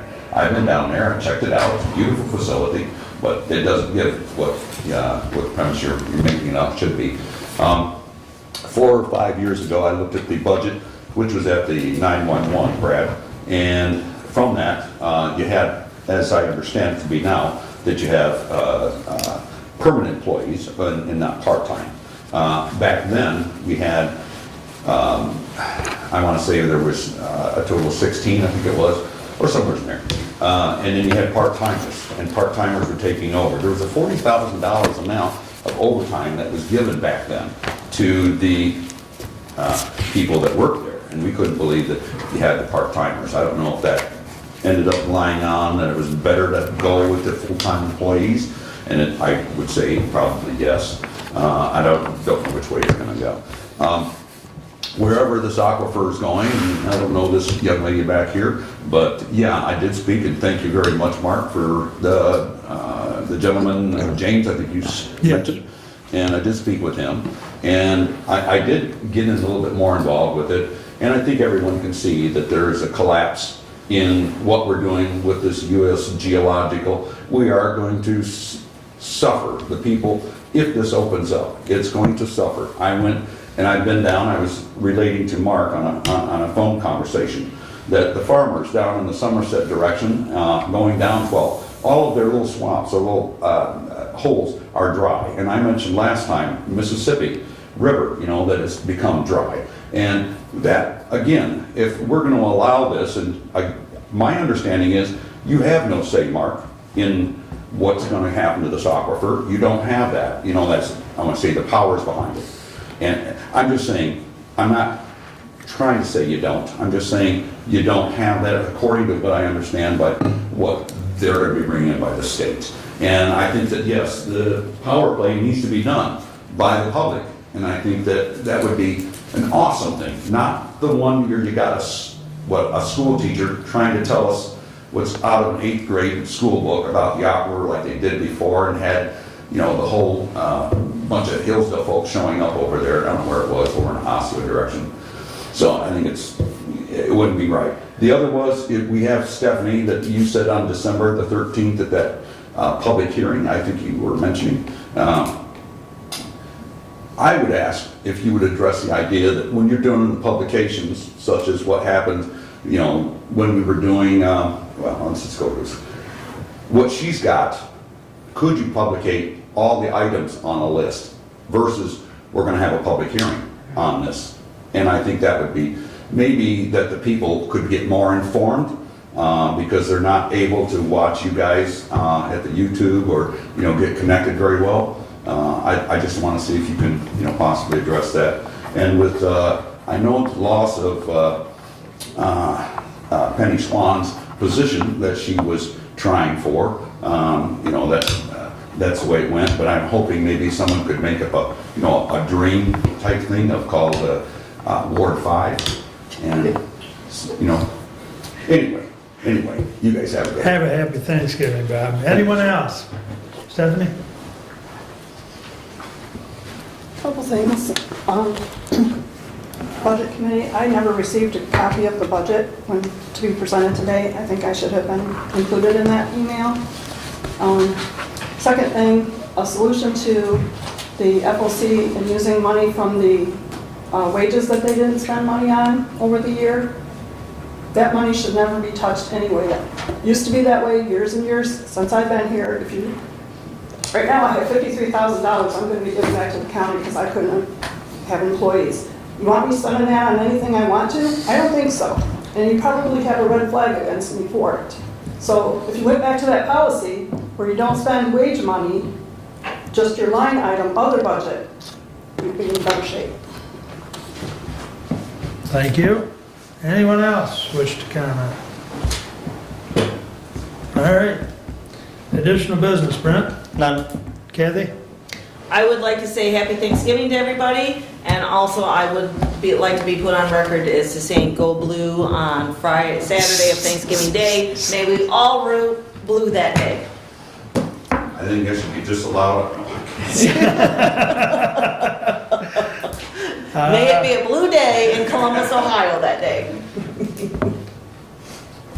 I won't. No. Doug, please. I would like to thank Commissioners Leinuger and Schmidt on their diligent and extra work that they did on the budget. Thank you. Brad? I would echo that. Thank you. Good work on that. And I just would like to take an opportunity to invite everyone to the open house at the historic courthouse on Wolcott Street, next to the Bob Evans facility on December the 3rd. I understand my wife and I will be out in the historic fire engine barn for a couple of hours that afternoon. So we would invite all members of the public to please attend that. That really is a cool building and has some neat historical items from Hillsdale County. And just a reminder, who is in charge of the Christmas party this year? Probate court, probate juvenile court. So you need to contact probate if you're going to show up on December 9th at 11, because I think normally we don't, like $10 for. They're not asking for any funds. They're doing a taco bar, and they ask that each office bring 1 or 2 desserts. Okay. So if you plan on coming, bring a dessert, but I do think they still want a head count. Yeah, because. So if you're coming, let them know. Where is it going to be at? Just here. I honestly don't know. Usually the MSU extension. right. That's the only reason why I asked. There's not enough room here to do it here. Yeah, and the kitchen facility is always utilized. Okay, so that's the plan, probably to have it at As MSU. far as I know. Okay. So if I hear any I different. think there is something in on our desk. Ugly sweater contest. Yes, there is. Yeah, Well, if I wear my go blue sweater, it might be an ugly one. There is It an is. invite on the keyboard of the Some might computer. consider it that. Get my vote. Sorry. No, you're fine. I mean, I love the fact that it's an ugly sweater. I'm willing to wear it and take the criticism. All right, with that, we're adjourned. Thank you. What was the date?